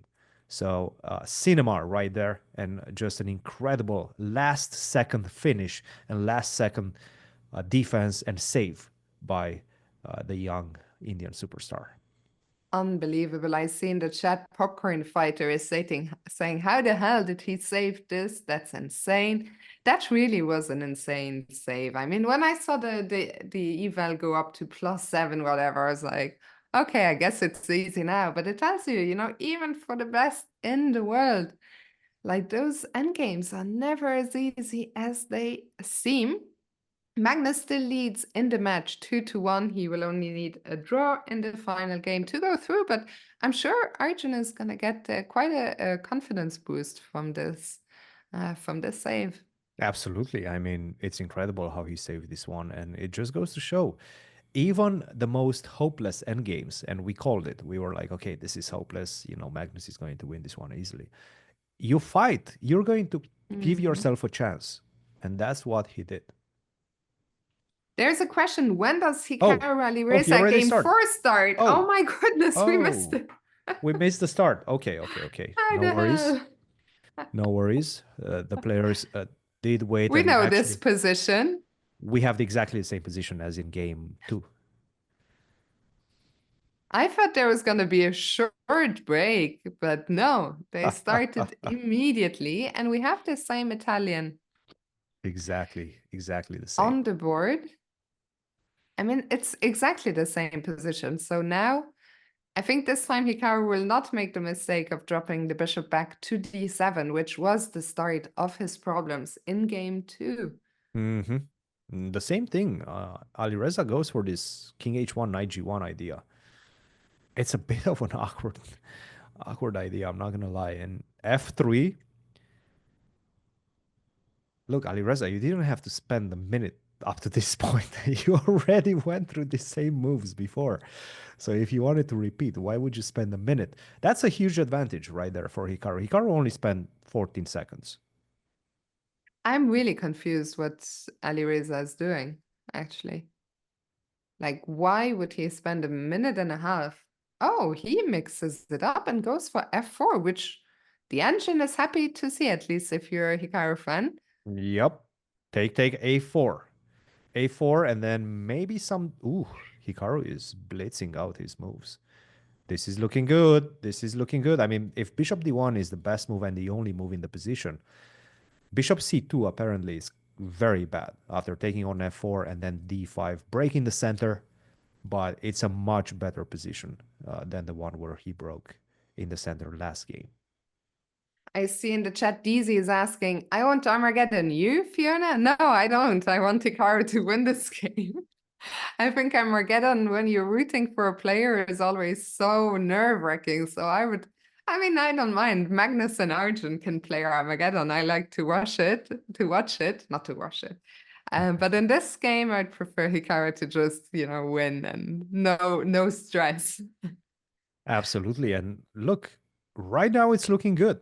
Bishop to d1 was found by Alireza. It's not over by any means, but this is an opening success for Hikaru. There is absolutely no doubt about it. Bishop takes d1 followed by d5 seems to be the best path forward. Not an easy one because you are giving up a pawn, but you do get it very quickly after knight g4. You do get it back. Big moment right now. So let's see, will Hikaru find this idea with the break on d5? He doesn't have to do this, right? No. But it It is the just seems to be best. the best, and it seems to be the one path that gives Hikaru the advantage, objectively. Like take, and keep opening up the position. It's a difficult one. It truly is a difficult one because we get into this type of situation, right? F takes e4, maybe f6. You have to sacrifice a pawn for the moment. Okay, he's still thinking, spending a lot of time on this one critical decision, and he understands that it is a critical decision. Yeah, we see Hikaru on the camera looking to the side, very, very focused. This game, I mean, it's so important, right? If any player loses, they are out of the winners bracket. A draw will take them to Armageddon, and this is a position where all 3 results are possible. So the clock will also play a big factor, but let's go. Hikaru did find the best path forward. He did it. He did it. He spent a lot of time, a lot of I his would say edge it on was the time clock. well spent, right? Very well spent. Very well spent. And now d5 already, now the pressure is on. Take on e5, knight to g4. Hikaru has calculated this. He can blitz out his next few moves. Knight to g4, you got to be careful because there's a sighting of knight to f2, which is extremely dangerous for the white king. This is going to be the problem for Alireza, the white king who is not having a nice companion around on the light squares. There's no bishop on g2 right now. think it's a very difficult position for Alireza to navigate. The computer is saying d4, actually, the only move to not be seriously worse. He He finds played it. that. Connect 3 and with his backer on e4. Do you take on e4 right now? Or do you go I would be f6? Throwing caution to the I'm wind. Let's always just go. I always feel so uncomfortable playing f6 with a king on g8, the queen on a2, but it looks like it's not a problem here. Both So maybe players are f6. entering the matrix right now, as you can see on their camera. Cannot really distinguish much. It's the matrix acting up. Okay. Yeah, big decision here for Hikaru. Does he, I mean, computer wants what? Bishop takes a3. What's the point of that? Bishop takes a3. Well, first of all, you cannot take with a queen, right? You have to take with the Because knight. knight Knight to f2. f2 is a problem, so you need to keep this queen protecting that square. Okay, And take. Mr. One Way, there is no time to answer your question in detail now, but when we're here, we're Team Hikaru all the way, so at least we don't have that problem when we're on this channel. When we do general commentary, I think, you know, you just keep your biases. I think it's not that difficult, right? Because the top guys, they are all likable. Like maybe we have some, for example, Christian is very good friends with Fabi. Like we all have players that we're closer to than others. But I think still, you know, it's our job, and I'd like to think we do it to the best of our ability. So d4, Hikaru is still thinking we need a move soon. The clock is ticking here. That's the big thing about this position. You need to calculate and you need to make a smart decision right now. You cannot burn through your whole clock. And you do have a lot of options. That's one of the problems for Hikaru right now. You can go rook c8 and target the pawn on c3. You can go f6, try to open up the f file. You can take on e4 and reestablish the material balance. So many options, and they all lead to very different places. So big moment once again for Hikaru. I wouldn't want to see Hikaru fall under 5 minutes on this decision. Yeah, we see him deep in thought. And as you said, I mean, it's sometimes very tricky when you have many tempting options to find the way, and they all very different, right? Whether you take on a3 or play Knight c4 as f6. well, right? I mean, there's so many ways you can play this position. It's a strange moment right now. Hikaru, you need to make a move. Make a decision right now. I think it's not gonna be f6. I feel like out of all the moves that we talked about, f6 is the one that could potentially be the riskiest. Yeah. And for me, the most tempting would be to try to bring the other knight into play with knight c4. Like from a practical perspective, this is what I'm looking at. I'm looking at another knight joining the attack. I know I had a lot of problems with the knight on b6 last game. I might as well try to avoid that in this game with a move knight to c4. You were saying don't jump on the below 5 minutes. This is the very serious problem now. 4.5 minutes for Hikaru. We need a move. And he chose knight e3, which perhaps is not the correct way. Knight to e3, he's trying to build up this nice construction over light squares, but on the other side, the problem is after rook e1, knight c4, I understand. You have full control over the light squares on this side, and you're going to chaperone this pawn towards promotion. But your knight is no longer around my king. So now I can breathe a sigh of relief, right? The king is not in danger. Knight to e3. Oh, wait. Go ahead. Oh, this was your analysis. I thought we were already there, rook e1. But No. we will be there in a second, I guess. It's After very rook likely. e1, here we are. I mean, it's also still not so easy for Alireza to navigate though. But what happens if he takes on e7 and takes on d5? That's the problem. That's the problem. Isn't that just losing another pawn? I think Hikaru missed that because we're seeing a bit of a sight of frustration. Okay, d6. What a weird position, right? I mean, I take on b5. I have these two connected passers, and you have this, whatever this is, monstrosity. C3. It's like a check mark, right? Like, what is that? It's a check mark if you turn it the right way around somehow. It's like you some flip sort of it a bit. a check mark, a pipe, Yeah. depending on how you look at it, right? I mean, it's strange. It's a strange formation. Queen d7. Okay, Okay. what we need is Alireza to spend a bit of time. That would be nice. We're back within a minute 20. Because yeah, the position is a mess. He goes for the like exactly what you said is on the board. Yeah, and right now, look, it's still within grasp, and this is anybody's game right now because I know what I'm going to do as black. I'm going to go f6 at the right moment, and that's going to be able to soften up your pawns, as well as you having huge problems still with your king, and that's exactly what I meant by that. Queen to g2, very natural, and a3. Hikaru is speeding things up. Push him, baby. Yep. Yep, he's speeding things up right now. You cannot take this pawn, I think. Yes, keep pushing. Keep pushing that pawn, that lonely warrior right there, all the way to a2. And the this will knight be is over. trapped. The knight is trapped, yes. On yes. b1. Yes, yes. That's not every day you see that. No, no. Right now you need to keep this queen protecting against a2. I'm gonna say this one, I like white's pawn structure, but I really like Just a2 this by a3 a3 pawn. pawn. Yeah. I'm feeling from a practical perspective, this is looking pretty good for Hikaru, but it's all about the clock right now. Keep it up on the clock. Keep it up I on the see clock. DC is saying, I don't think you will get Armageddon, Fiona. The thing is, with this game, it is still very much a 3-result game. Anything could happen. We could win, we could lose, we could draw. I don't even know what's the most likely here. But one pawn falls, which is good news. That's a pawn, yes. That's a pawn. I like and it. now we actually have these two connected passers. Now the b pawn, in theory, could at some point run, unless black just goes and takes it. White, sorry, unless white Question just is, takes. can you take it? Can you take it, right? I guess you could, but... And then just go back like this. I don't know. It's such a strange position. What a mess. It's I such a have no strange idea. position. I mean, we're looking... back within 30 seconds, which is good. Yes. Yes, very, very good. And right now Hikaru is analyzing, trying to figure things out on his opponent's clock. Rook to d1.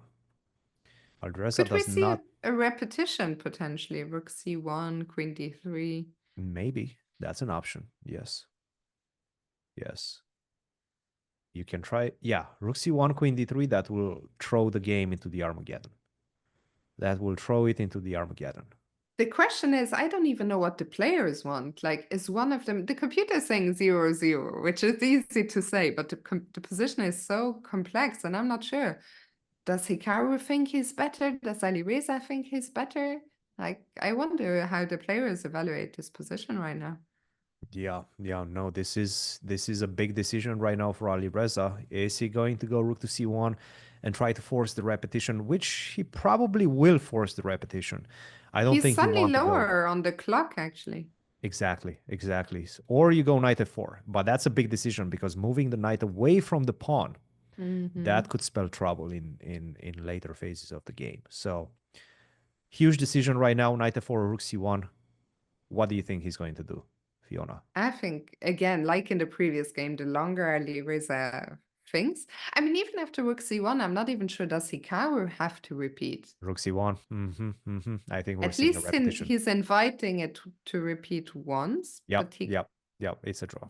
It's and now he's gonna think. But now he's gonna think, right? No. I thought he would spend a little longer, but the game ends in a draw. We are going to Armageddon.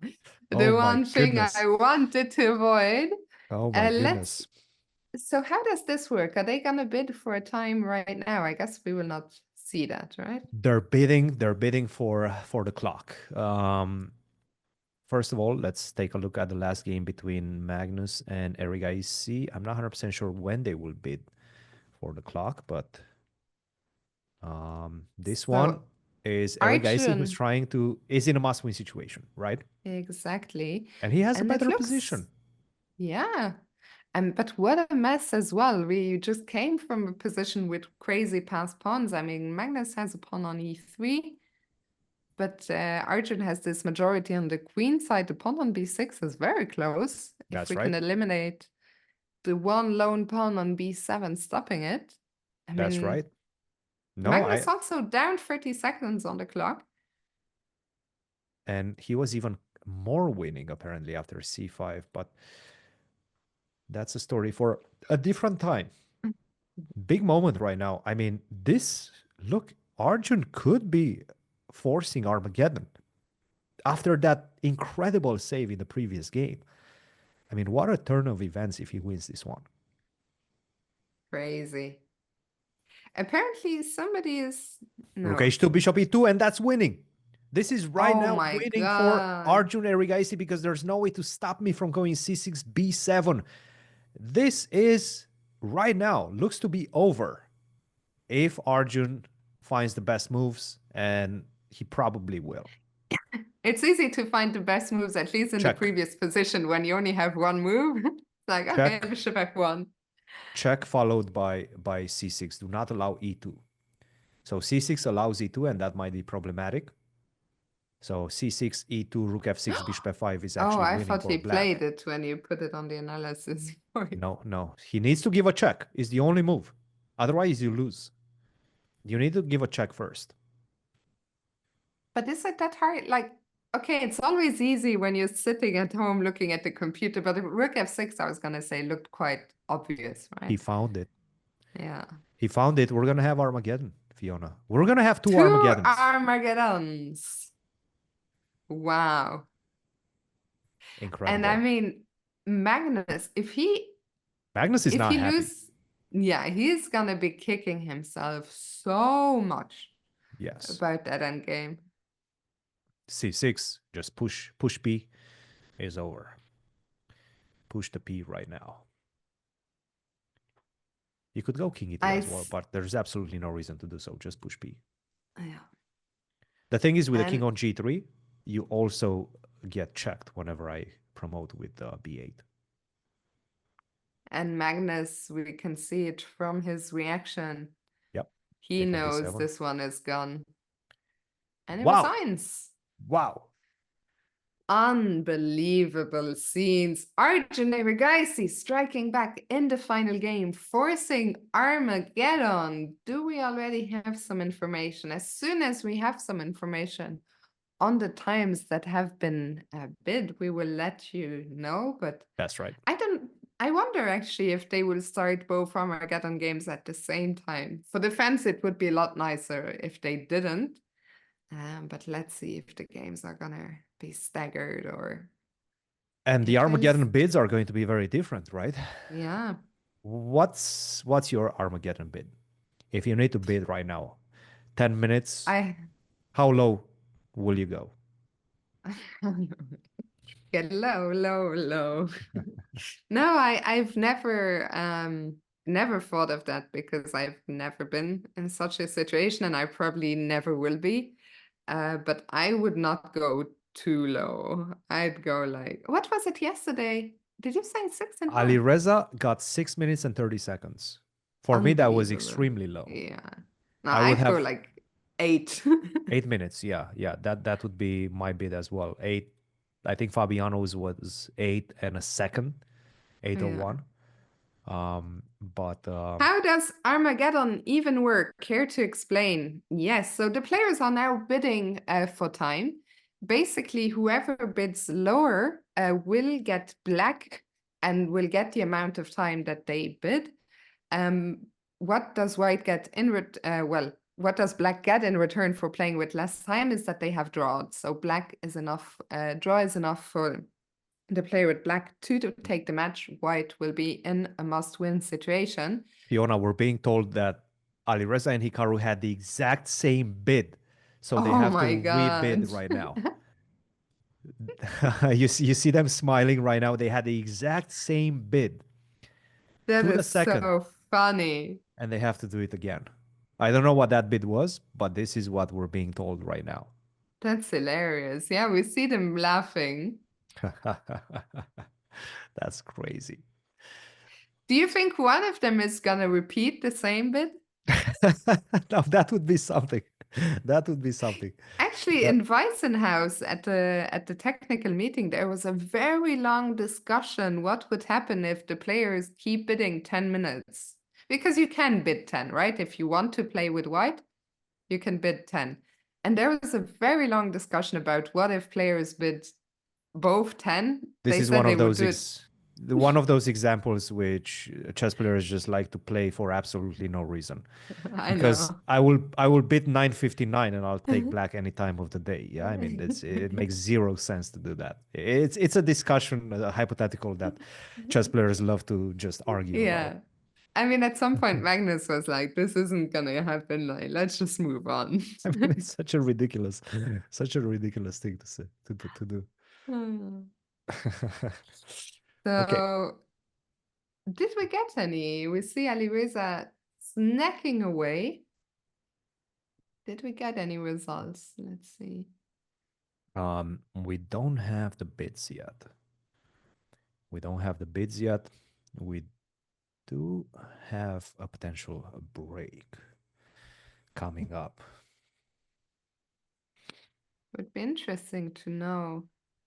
The chat is saying 658 was the bid, but I don't know if that is exactly what we did get, but chat is most of the times right.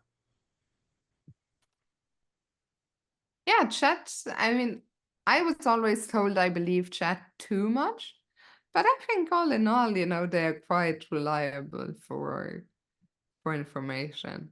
Overall, don't go crazy, chat. Okay. But Fiona, I think it's time for us to take a quick break, catch our breath okay, before the let's do Armageddon. it. We'll see you guys in a second. This is going to be super exciting. Don't go anywhere. We'll be right back. Welcome back, everyone. We're here for the big Armageddon decided between Hikaru and Alireza, and the bids have come in.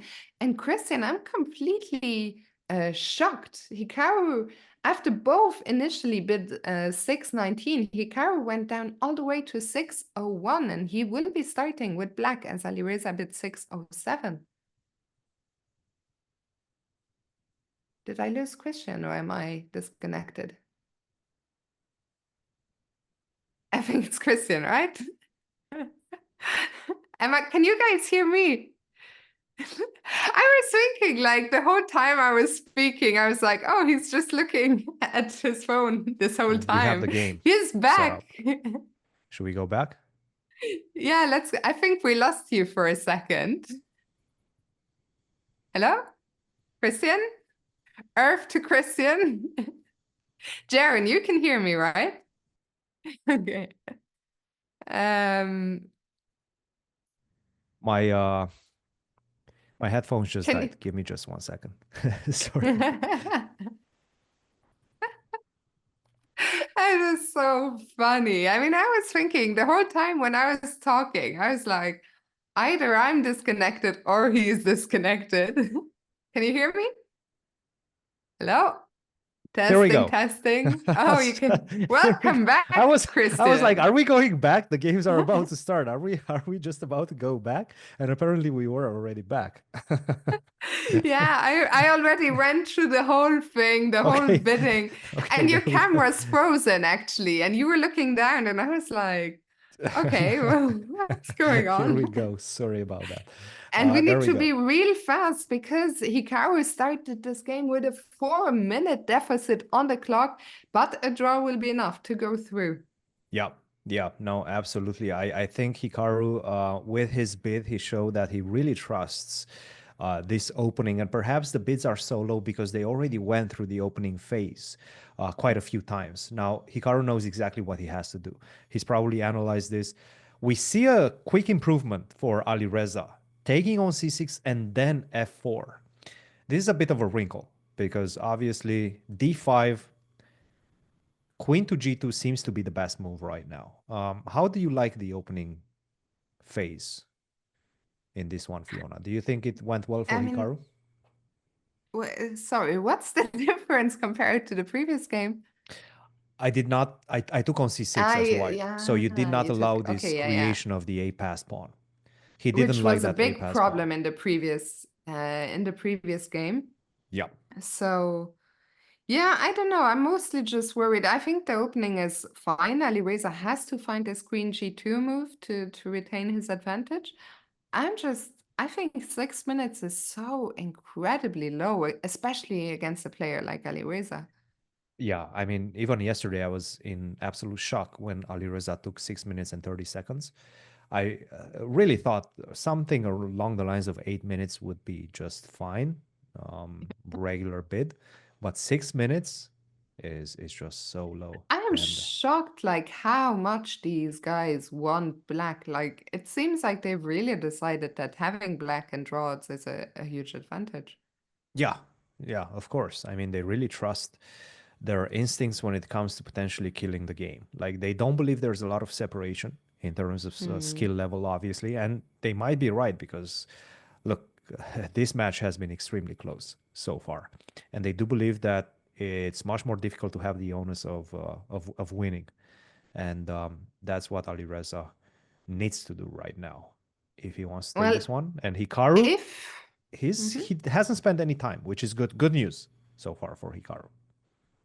yeah, he's played the opening stage very quickly. If Alireza wants to retain his advantage, the only move here is bishop c2, but I think that makes a lot of sense, right? Yes, you generally want to avoid the trade of the light square bishops. Nevertheless, think about it this way. Your king feels very unsafe, right? On h1, especially with the pawns in front of him moved away. Now, would you go bishop to c2, or would you just simply take on e6 or allow the trade of the bishops? Bishop to c2, asked and answered by Alireza. Difficult moment Yeah, right I now think for Hikaru, rook to e8. once again, I'm back. In these positions as black, I'm always so worried I'm just gonna get checkmated. I mean, I can see those pawn pushing, I don't know, f5, e5, and I'm just like, oh dear. That's the big I, problem. That's the big problem. And luckily, it doesn't really work very well right now. For example, if you try to go e5, bishop d5, I think would be problematic. But what white can do is just set up for that. So f5, bishop to c4. Now let's, you could hope that Alireza is going to get impatient and go e5.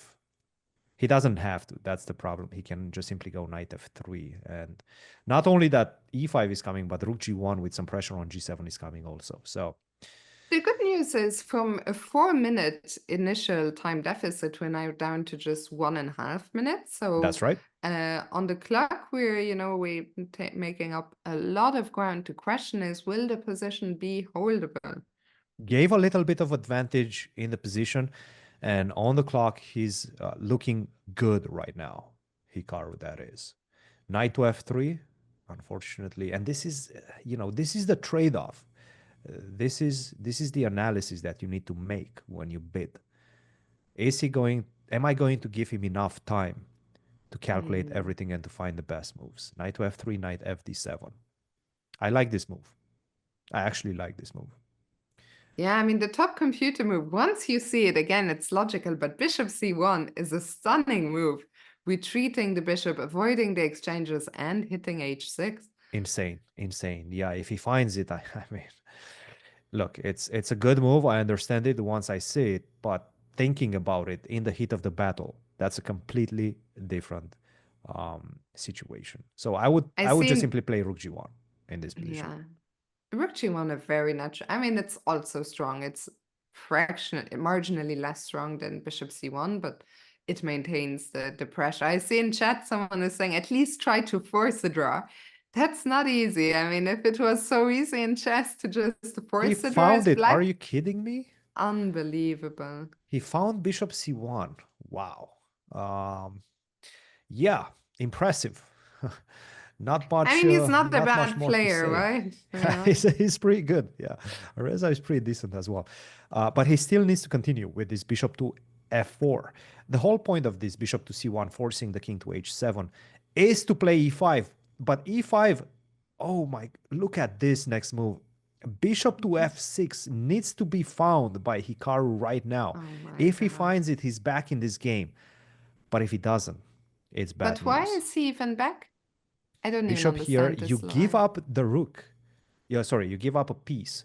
You go here, bishop to e4, and then you just play without a piece. Okay, I don't understand this at all.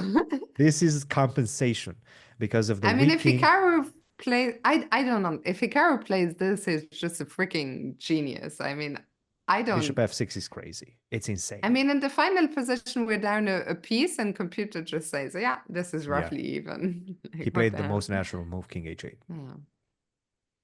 Again, this is not over because now Alireza needs to play it slow with knight d2, knight d4, which he does not. Rook to g1, rook to g8. The good news about this is that Hikaru at least has somewhat forced easy moves because you're trying to avoid getting checkmated. So rook to That is g1. a good point. And the question is, how does Alireza continue? Is it still a slow plan, or is it time for him to use some violence? And I mean, think he needs to use violence, and it's not that clear why. Like, I would just simply think about knight d2. Knight d2, bishop d5, and maybe knight to e4. But this is already giving back the advantage somewhat after knight c5. So, still some pitfalls to fall. And guess what? We're equal it's on time, almost more or less. even, yeah. Yeah, yeah. I mean, if we Clock is even. if we survive the attack, life will be good. The big question is, will we survive the attack? And at least you get that psychological victory right now. You've equalized on the clock. And in fact, he's up on the clock right now. Hikaru got that psychological victory. He probably understands that he's on the defensive, but he also knows, hey, you're running out of time to find the killing blow. And I mean, the killing blow, according to the computer, is f6. Let's take a quick look at that. Yep, 92, 92. Oh, fantastic. That was good a very news. natural move. Very good news. Very good news, because with the bishop on d5 right now, I mean, this is a completely different situation. Knight to e4, knight to c5. I'm exchanging a couple of pieces. You don't checkmate me. You, in fact, are in a much worse situation because you overextended with his pawn push. I'm feeling good about it right now. I was not feeling very good about it a couple of moves ago, but right now I'm feeling confident. I agree. I mean, suddenly we're up almost a minute. How did that happen? I mean, I remembered when it was even time, but that one last minute disappeared real fast for Alireza. Of course, there was a lot of pressure. He needs to find a win. He needs to find something here. Knight e4 is a natural move. And the response Knight c5 should be found the best quite move. natural and found it quickly. Fiona, Alireza is down to his last 2 minutes 50 seconds against 4 minutes for Hikaru. I'm getting more optimistic by the minute. The position is still better for white. Let's not kid ourselves. But it's not that clear at all. Alireza also has to find some precise moves here, because that bishop on d5 is a monster, and this Position trade is not better anymore. we are very happy to see. Hikaru is completely back in this game. Unbelievable stuff. Yeah, no, knight to c4. I mean, you really have some difficulties right now cementing and solidifying that diagonal. You have to go bishop to e4, but my rook invades after that. Rook to b2. I'm feeling good about this one, Fiona. I think Hikaru is gonna look. I'm not gonna say anything. I don't want to jinx it. It's looking good. That's all I'm going to say. 2 minutes time advantage. It's unbelievable how much this one has turned around, actually. In a second. Like in a second. Whoa! Oh. Whoa! Queen to h4. Absolutely mad move is winning on the spot. Queen to h4 is winning on the spot. Will he find it? What this an is insane an absolutely move. Mad move. If he finds it. If Hikaru... He found it! It's over! Hikaru will take this one. Queen to h4. Oh what a killing God. shot. Queen h4 is a move for the books. This is a killing shot for the ages. Oh my goodness. Right there. And you just simply take on h3 or take on f4. Hikaru knows it. Hikaru wins it. It's Hikaru moves on to the over. finals. What a freaking game. Unbelievable stuff from Hikaru, who is into the final. of the winner's bracket, where he will face either Magnus or Arjun. They are still playing. Let's go there. They're still playing. Magnus needs to make a draw in this one, and he has the perpetual. He has the perpetual. Queen A1, Queen A2. I think this one might be going Magnus's way right now. Queen A1, Queen A2. When it ends, we'll have to rewind a few moves, because I had looked at it earlier, and I think not Alireza, Arjun was a lot better in this game. He was indeed. He's looking at King H3. Does King H3 work? No, because you get checkmated. Check, check, Queen to E2, and in fact, but he has to try it, right? He has to go for it. Yeah. He absolutely has to go for it. I mean, it's not the most difficult mate. King H1, Queen A1. This is it. This is it. That's the perpetual. And the thing is, you cannot go to F3 because then Rook F8 comes into play as well. So. And the fans are gonna get what they wanted, it looks like. Next up, we will have Hikaru facing Magnus for the rights to, to become the winner of the winner's bracket and get a rest day tomorrow while the rest of the field continue to battle it out. Actually, if Hikaru wins, does that mean a rest day for us as well? Who knows? Don't know. I don't know, Fiona. I guess we'll find out the answer to those questions later. Yes, yes. But my goodness, what a shot that Queen to H4. We're gonna show that. Queen H4, unbelievable. In perpetuity. I think we're going to see that in so many highlights. Queen H4 was an absolutely sickening cold shower for Alireza. For sure. I mean, that move, just a stunner of a move to end the match. And that's a draw. One Magnus moves on to the finals. And for everyone asking, is that match happening today, Magnus against Hikaru? As far as I know, yes. I mean, the format has been a bit tricky to follow, but I think it's happening today, guys. It's happening very soon. Let's just watch it once again, right? Let's watch the recap of this one. Queen H3.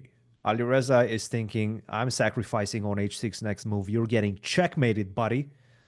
Nope. A queen sacrifice. The knight cannot capture it because you're pinned. If you take with the queen, and by the way, I'm attacking two pieces at the same time, the queen and the bishop. If you take the queen, it's checkmate in one move, because guess what? The bishop on c5, and we've been discussing about the lonely king on h1 for a very long time. It's finally over for the lone king. So just an incredible move. Queen to h4. Cold shower. The Botas gambit to end the game.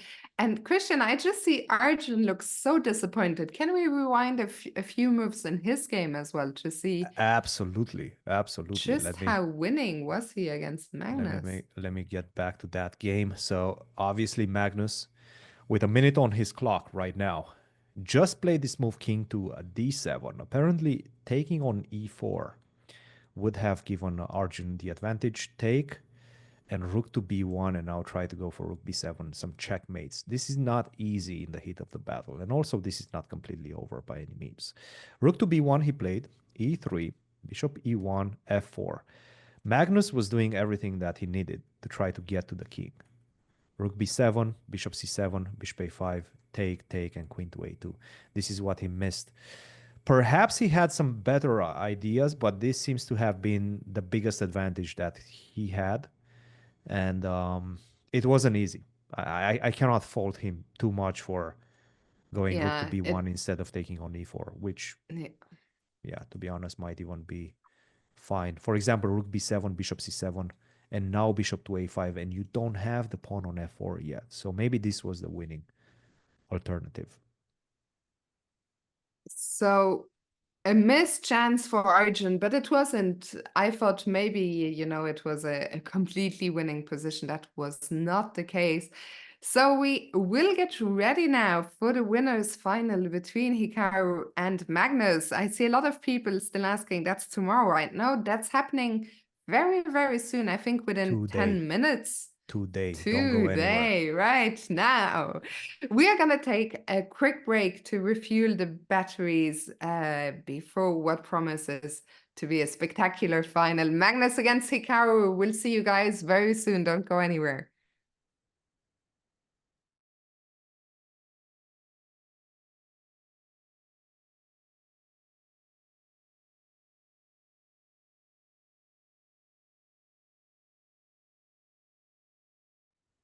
Welcome back, everyone, to the winners' final between Hikaru and Magnus, the Classico. And the games has started, and we get one d4, so no more Italians for now, Christian. Yes, absolutely. And I already see a pawn on h4, and I'm wondering what in the world is that pawn doing on h4? I guess this is what he's doing there. Knight c3, knight f6, bishop f4, a6 to take away this knight b5 sting away from Magnus, h6 and h4. No g5, Magnus says. Perhaps a good plan. What do you think of this h4, Fiona? I think it's, I never know these days. Is it a way to show ambition, or is it just, you know, part of, is it just a good move to stop any g5 and secure the bishop on f4? It has to be somewhat of a weakness, right? I mean, look, you played h4, you're giving me this g4 square, but I get it. You know, the bishop is never going to get there because the pawn is on e6 right now. So we are getting somewhat of an interesting position. Knight to e5 immediately jumping there, challenged by the knight on d7. There's no knight c6. Imagine not having this knight on b8 and allowing the knight to jump to c6. That would be problems. I'm liking from a practical perspective this one for Hikaru, but it does seem like the engine is somewhat in love with Magnus's position, and I'm trying to understand why. I guess he just wants to take and then strike in the center with d4. Yeah, I mean, I'm also, I never quite understand these positions. Let's take a look at that. So knight takes d7. Yeah, knight d7. You probably will take back with a knight. None of that will happen. So as we were just discussing it, queen f3 came. The same idea. At some point, you want to play e4. Take on e5. We're expecting knight d7. Hit the bishop, gain some time. And then what? The bishop goes back, I guess. And then just bishop d7. Yes, knight d7, the bishop goes back, and then bishop b7, and say that I at least control this diagonal, matching the energy of the queen.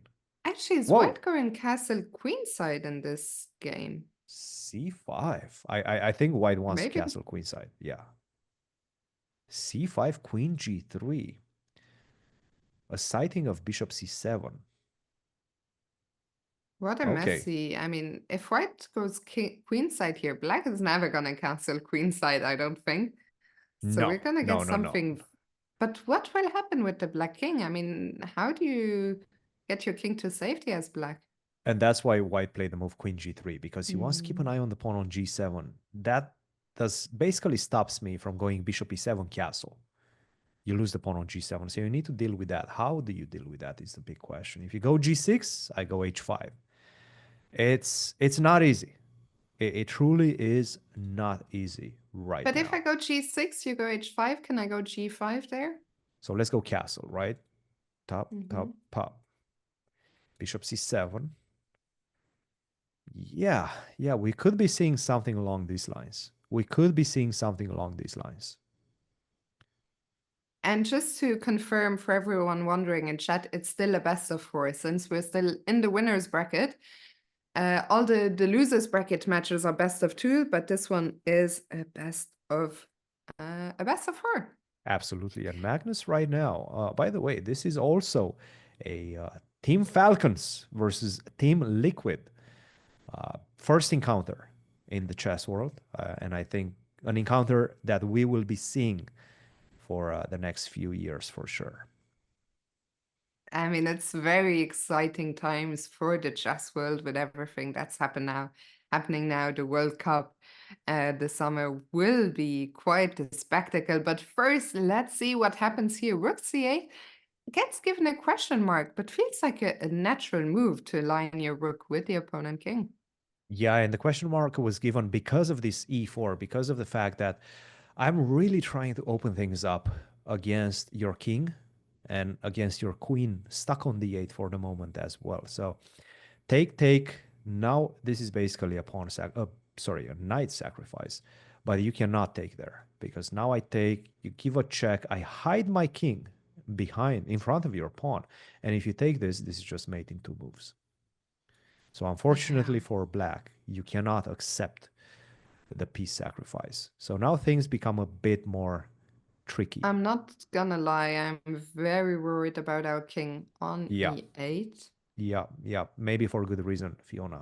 That's why he goes for knight f6. But how exactly do we play after taking on e6? Isn't this just somewhat over? Like knight h5, queen to g4. If you take this, it's all about that mate. It's all about that mate that's coming. And if it's not coming, I'm going to be a lot of pawns advantage. I'm going to have a lot of pawns advantage. Taking on e6. Yeah, Yeah, it this has one did been not go played. well. This No, one did not I go well for mean, Hikaru. like, I mean, a game could hardly go worse than this. It's move 15 and the position is dead lost, right? Yeah, and I think Yes. Hikaru realizes that as well. You can see it based on his expression. He's not happy with what just happened. Where did it all really just go wrong with rook c8? Was that one move enough? Rook c8 was the start, yes. After e4, take on d5. Apparently, queen to f6 was maybe the only move to keep in touch with white. But after knight e4, allowing this hit on the queen like that, it's Well, not this is easy. also difficult. It's not easy. I mean, it's pretty much impossible, to be honest, from a practical perspective. Someone in chat is saying it's a black game, no big deal for Hikaru. The thing is, these losses they hurt, you know. Like, yeah, you get white next game, but to find yourself in a dead lost position after 15 moves, it's not just that you lose a black game, but you also your confidence takes a little hit. We see Hikaru shaking his head. I mean, yeah, this game is just No, I think been you made a very good point, Fiona. I mean, yeah. it's all about that momentum, right? In Mm. such a short match, only 4 games, you don't have a lot of chances to come back. And whoever builds the momentum, and we've seen that even in this game of Magnus and Erigaisi, right? Immediately after he drew that game from a winning position, Magnus, the momentum shifted in Erigaisi's favor, and he managed to come back and force the Armageddon. That wouldn't have happened, obviously, if Magnus would have won that. So Yeah. it's a game of inches, and momentum matters. Yeah, and Hikaru is still thinking, but I think he's realizing, you know, he's shaking his head. What's even the best move is what? Knight h5. Knight h5 seems to be the best move. It's still giving a decisive advantage for white, and this seems to be the case. Why? Queen to g4, you take that bishop, I take on f7, I take on f4, and after queen to f6, I can just simply take on d4. This is 2 pawns advantage, 2 pawns up. We get some Three moves. pawn. I know 2 pawns. Can't count anymore. Actually, they followed that, and they followed our exact analysis. Rook takes d4. Hmm. It's not only 2 pawns, but bishop c4 is coming as well, and the king I is mean, not this getting safe. king. Yeah. I wouldn't be shocked if Hikaru resigns this one soon. It could be the case. It's also a 2-minute disadvantage right now. Okay. And yeah, this one seems to be going Magnus's way. Fabiano and Magnus, the two team liquid players so That's why far. I wanted to say Yeah. Fabiano, because I thought Team Liquid, but of course it's Magnus. Yeah, and we see, okay, the game is going on, but it is 2 extra pawns. The king is still in the center. This one, I mean, Hikaru will probably fight, but you save this maybe one time out of 1,000 or more, probably against Especially Magnus. against Yeah. Magnus. Against anybody else, I could see this as being somewhat of a fight because you have the 2 Mm. bishops. But against Magnus, he's so clinical generally that Look, we've said that before, and Magnus, you remember what happened against Erigaisi, so he's still going to fight. We'll see for how long. King to d8, he's trying to run to the other side with a king. Yeah, I guess the king will try to hide on a7. If Hikaru can somehow activate his pieces, get the bishop pair to work together harmoniously, there might be, a tiny bit of hope. Absolutely. No, this is what he's going to try to do. Like, for example, if you go f3, already you can start sensing that maybe after rook d7, bishop d6, bishop g3, there could be something against the majority on the king side for white with the two bishops. So still some fight. Still some fight. Bishop to But e4. Magnus, I think this is a good move, just trying to get rid, in general, this is what we learn as beginners, right? When you're up material, try and trade pieces. And that's exactly what Magnus is doing. I mean, this wisdom we learn works across, across all levels. When you're up material, try and trade, especially the beautiful bishop pair. Yeah. And Hikaru tries to hold on to the bishops at any cost, but 95 is probably 95 is coming. coming. 95 is coming. Yeah. Bishop f5. Okay. This is somewhat painful because you cannot avoid the bishop trade with bishop d7 anymore. The king is actually just caught in the center, in the crossfire of the rooks and the bishop. So, And yeah, I mean, it's a teaching moment, I think, for everyone watching in the chat. I think Magnus is handling his advantage really well, right? He didn't do anything crazy. He centralized all his pieces. Now he's looking to trade. yeah. And he's just gonna slowly convert his 2 extra pawns. He traded the right pieces also, right? He wanted to trade the bishop for the light square bishop, not the knight, because if you trade the knight for the light square bishop, then you have opposite color bishops situation, which could potentially lead to a draw, or at least a position with drawing tendencies. Rook d1, rook f8, f4 most likely is going to come. This one is I think Hikaru knows. Hikaru is just going through the motions right now, but he knows. Yeah, the problem is if times at least were reversed, if Hikaru had 5 minutes, Magnus had 2, it should probably still not be enough. But yeah, in this case, the situation is unfortunately pretty hopeless. But it is only on the bright side, game 1 of 4, so there is plenty of time for Hikaru to strike back. But it was a painful way to just get slaughtered in the opening. He just didn't get out of the opening. Yes, Yeah. that's the problem. And I'm sure this is something that, especially at midway point through this match, Hikaru is probably going to analyze if he doesn't have already somebody analyzing this for him.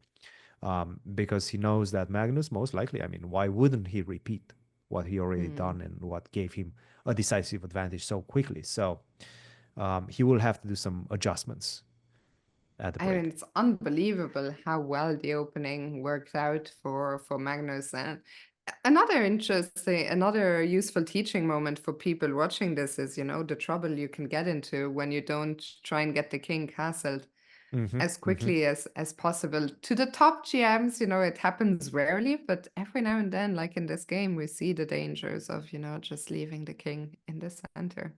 And I think this is resignation time, and he does resign.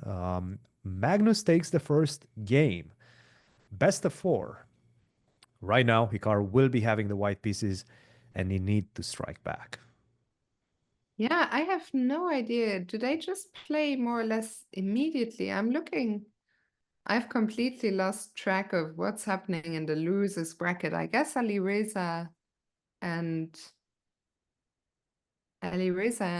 Arjun must be playing somewhere. So I have no idea. Are they waiting for that? Are they just gonna play the next The thing is, it's difficult to game? find those matches, right? I know. I'm looking for them right now. I cannot see them.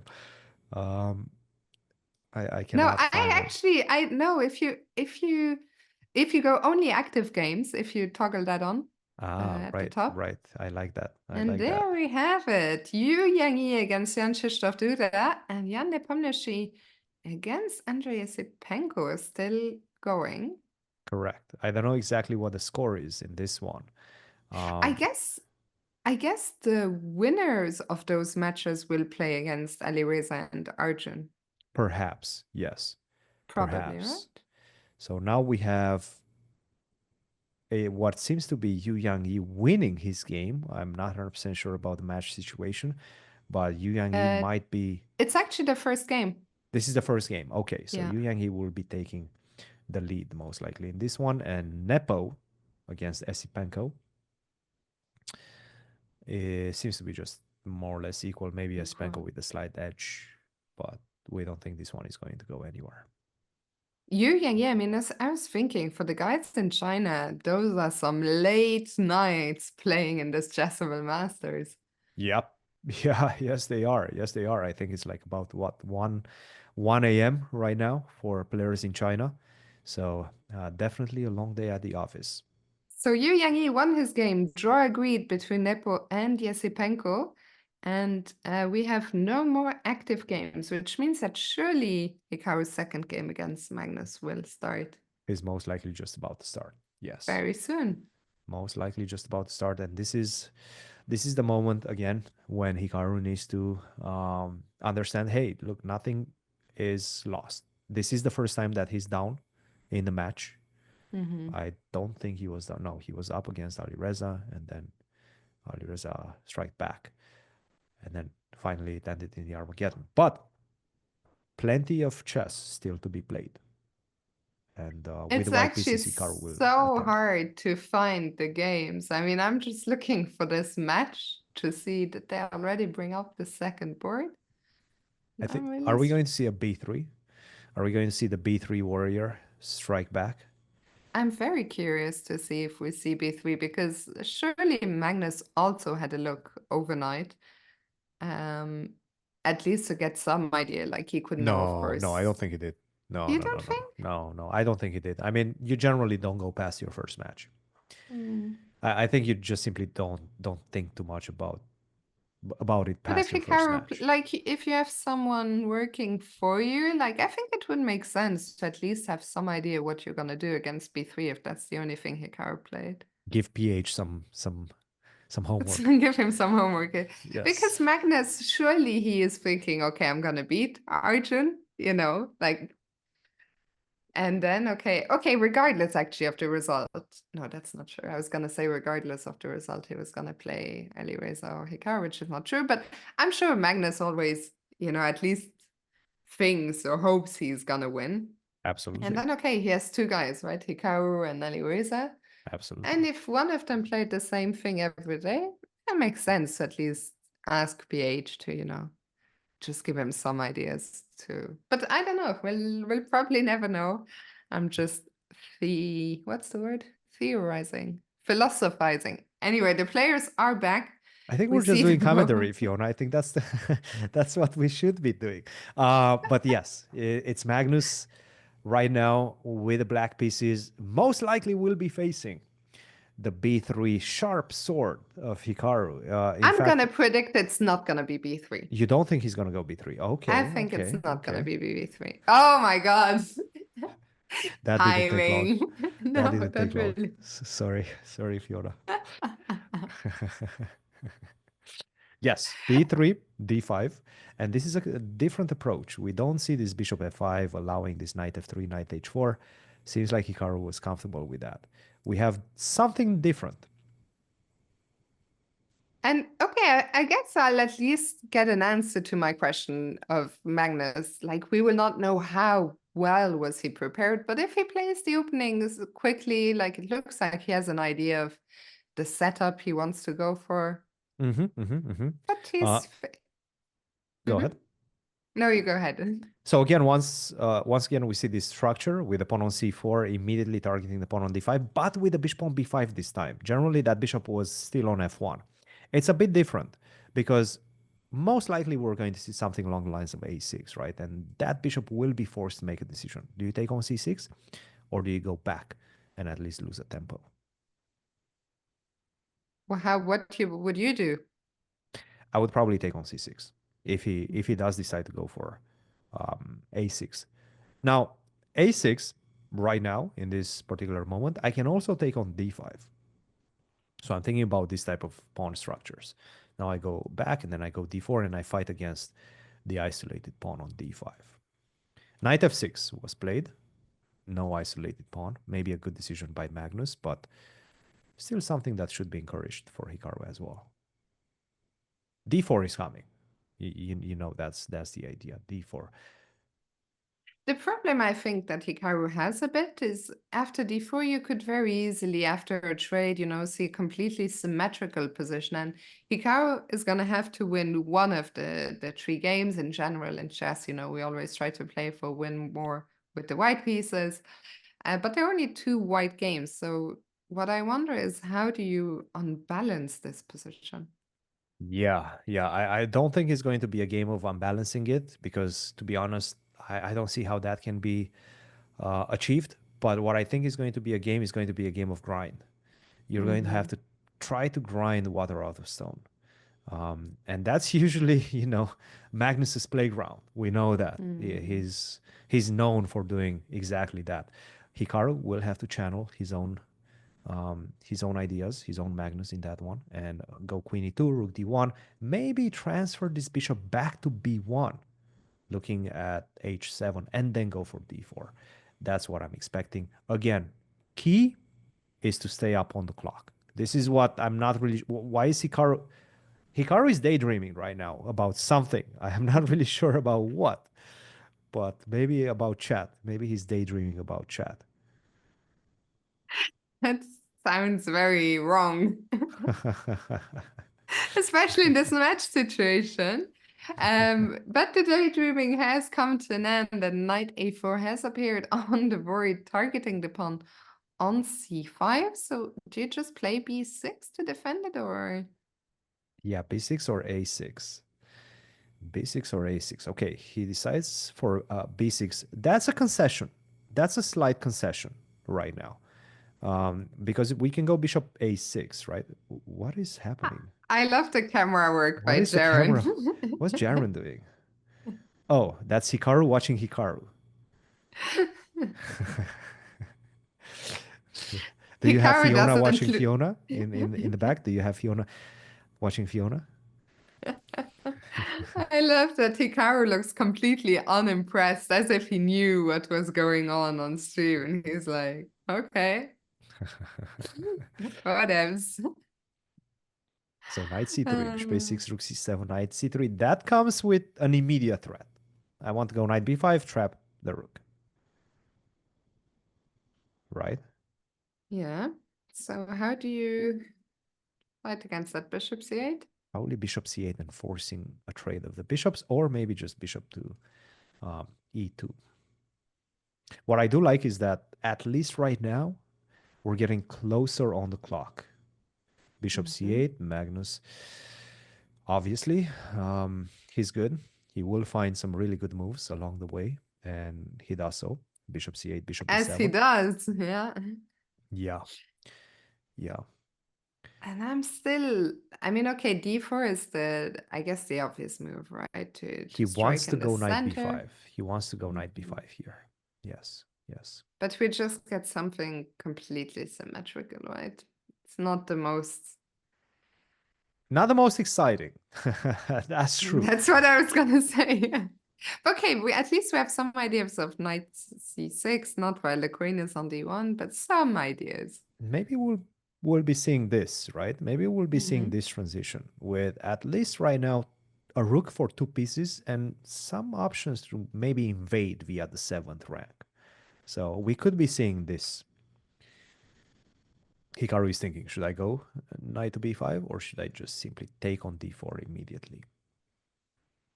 Yeah, he also, I mean, you mentioned the time, right? That's something definitely to keep an eye on. We're now almost at a minute and a half. Knight b5. Here we go. Knight Here b5, we go. We're going to and we get might this.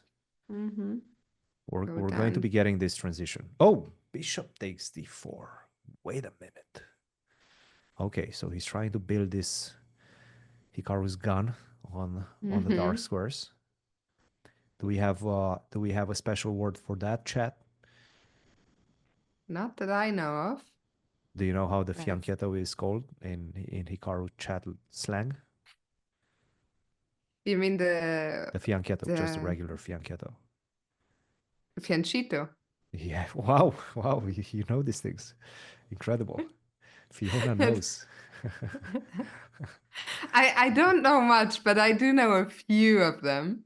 Someone is saying it's called the double A battery. Double A battery, yes, yes. Double A battery. Ah, this I'd never heard. See, learned something new That's what he's trying to build up on every day. the A1 H8 Yeah, I diagonal. was wondering, is this a wooden shield? Is the bishop on d4 a wooden shield? It's shielding something. I wouldn't call it necessarily a wooden shield, but um, it's something. Yeah, it's somewhat of a shield. But what is the wooden shield then? To be honest, I have no idea. You see? So, Because chat is saying yes, it's a so, maybe my- it's a bishop that has more squares available. I don't know. Half wooden shield. Someone is saying it's a plastic shield. yeah, plastic shield. Yes. And it's not a wooden shield because it can be removed. Okay, that makes sense actually. So the wooden shield would need to be made up of pawns, right? No, I mean it's the bishop, but I think if there was no e pawn and maybe no dark squared bishop and no knight, then probably it would be a wooden shield, if my understanding is correctly.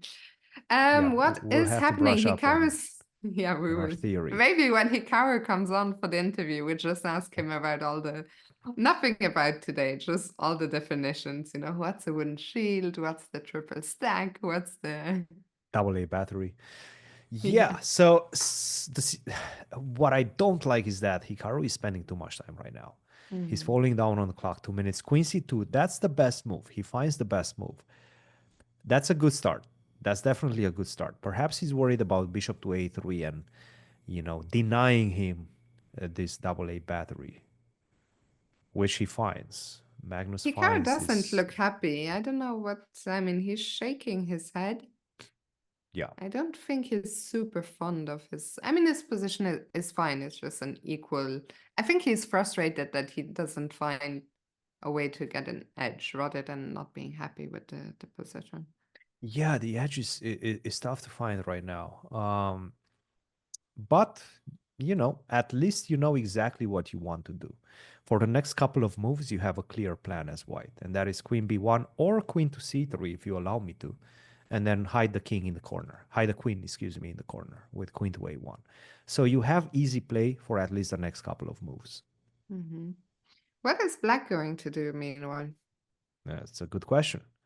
That's the $1,000,000 question. I guess one of the good things about black's position is that everything is sort of set up already for a potential attack. So maybe you can try to do that. But this comes at a cost. Obviously, h3 would be just losing on the spot after bishop takes f3. So you have to defend a different way with g3, which opens up a lot of possibilities on this diagonal. I think I'm this is shocked what the Magnus should computer go likes for. this for white, actually. Yeah, that's what Magnus should probably go for. But again, Hikaru has the easier plan for the next couple of moves. This is the one good thing about this position. Bishop to queen c7 was played, okay. Not bishop to e4. Queen b1, bishop e4, queen a1. And this is, look, this is what I was saying. You have easy moves.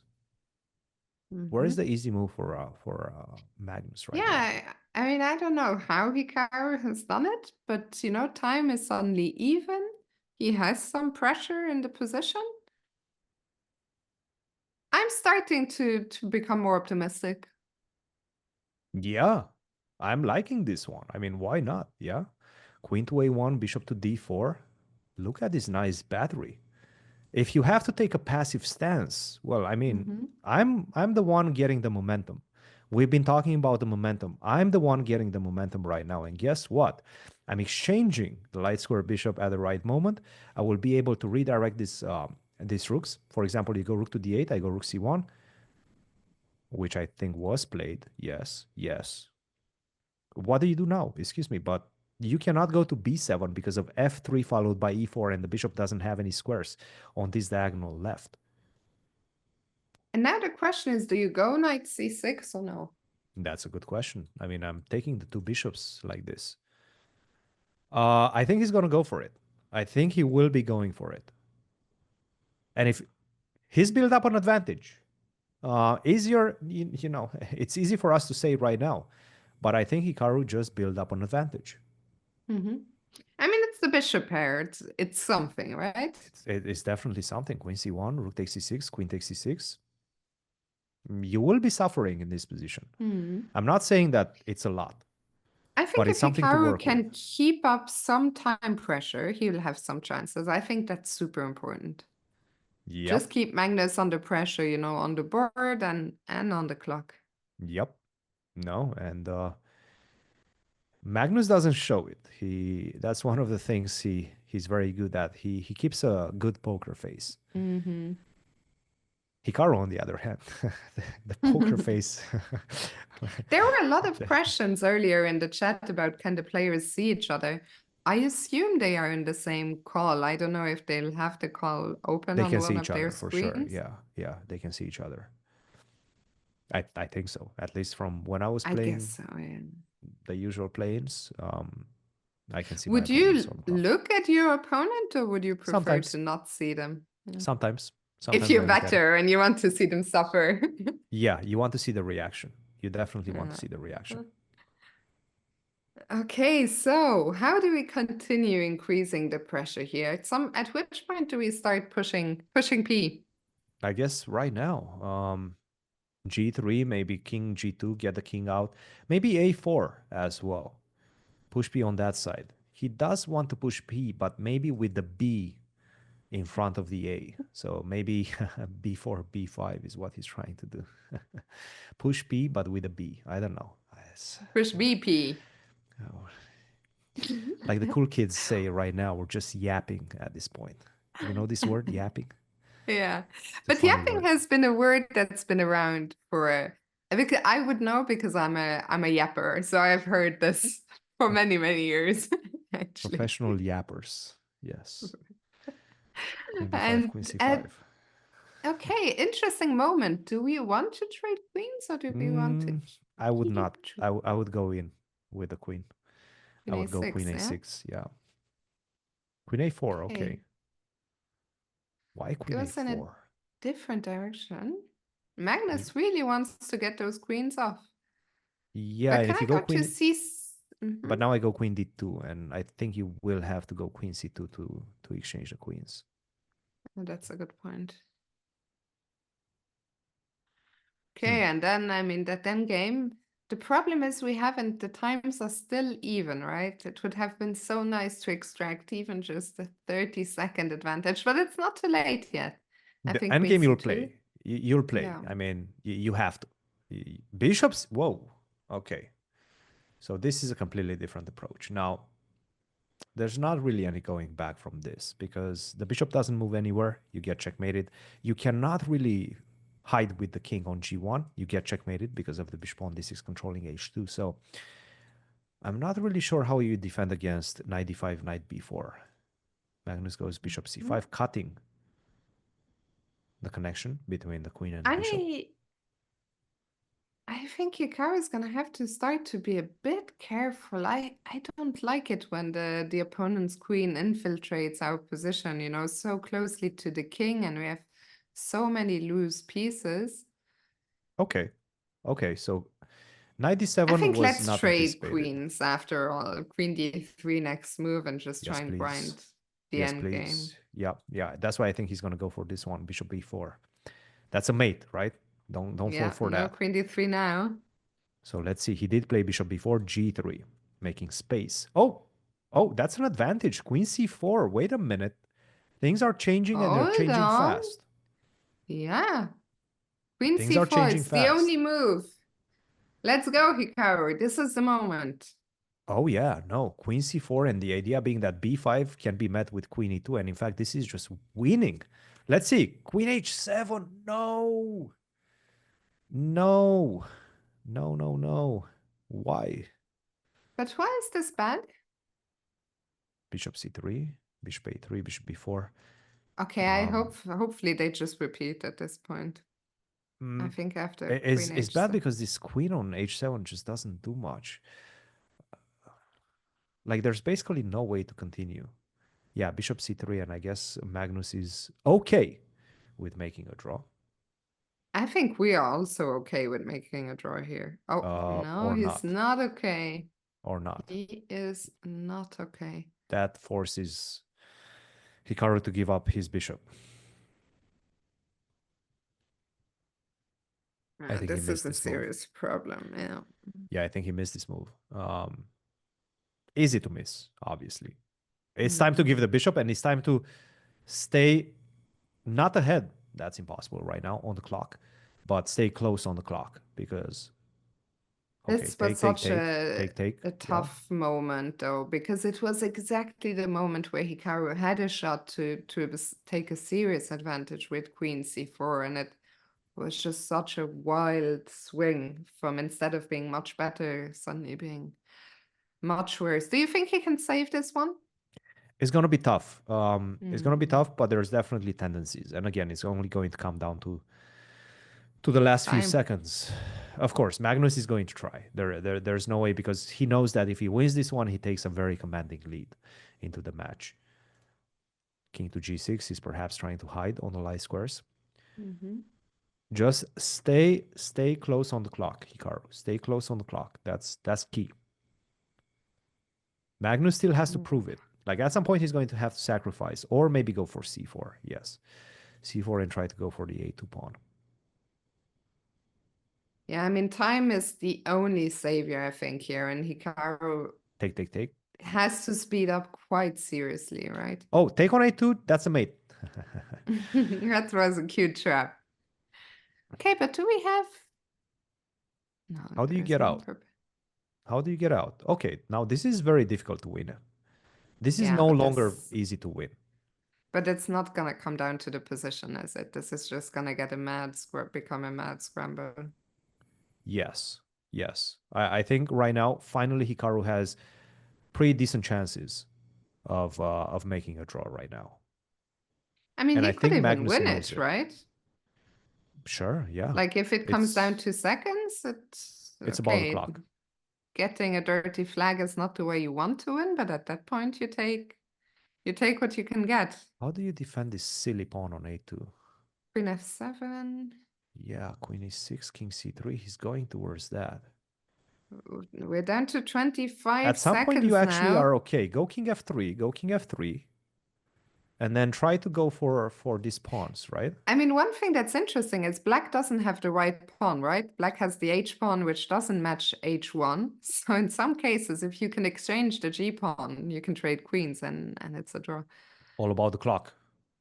All about the clock. All about the clock. Oh, queen e4. Wait, what? g5. Oh, that's a draw now. That's a draw now. That's a draw now. That's a draw. He just needs to make it. I guess he does. Oh my goodness, what a save. What a save. Excellent save. When I mentioned the pawn being of the wrong color, I thought, okay, I'll mention it, but it's probably going to be irrelevant. The queens are still there. And it's funny that it would end exactly this way. This is a good save. Whew. This is a good save. That Let's was an important save. Recap what happened, because you were mentioning Hikaru just got the advantage right now. Knight to c5. Don't go in. Just stay close to the bishops. All you have to do right now, you've managed to soften up the pawn structure. You go queen to c4. You're in this one. You're in this one. I think he was afraid of queen e1 check first and then b5. Even though that doesn't do anything, you can just take that. Okay, I officially don't know exactly what he was worried about. I think he just did not realize he can go queen to e2 after b5. Yeah, what a pity to miss this queen c4 opportunity, but what a save after queen h7. Yeah. And Christian, maybe we can just look at the final moments of Jan Krzysztof Duda against Yu Yang-yi. Jan Nepomniachtchi has won his match against Esipenko, so Esipenko is out of the competition. And Jan Krzysztof Duda has to win this one to force an Armageddon. He's But he's it's going not to gonna try. No, no, happen. he it will happen. He's going to flag him. Oh, the He's going time! to flag I him. didn't even see the There's no time. way he doesn't flag him, right? I No, mean, I would flag him so dirty in this position. I would go here, F4, G5. I mean, you have 0 second. Yeah, it's over. yeah. Just dirty flag the guy. Okay, so this one is going into extra time. Wow. Do the players, I still don't understand the format. Did they get a break after 2 games or do they keep playing? I still am clueless. I'm not sure. I'm not sure. There But is a short break. I do think we Okay. have a short break right now, 5 minutes, and perhaps it's time for us at midway point through this finals. Hikaru versus Magnus, Team Falcons versus Team Liquid. Everything on the line, at least a ticket to the grand finals. It's 1.5 to a half for Magnus, but still plenty to play for, and we'll be back shortly with the second part of this match.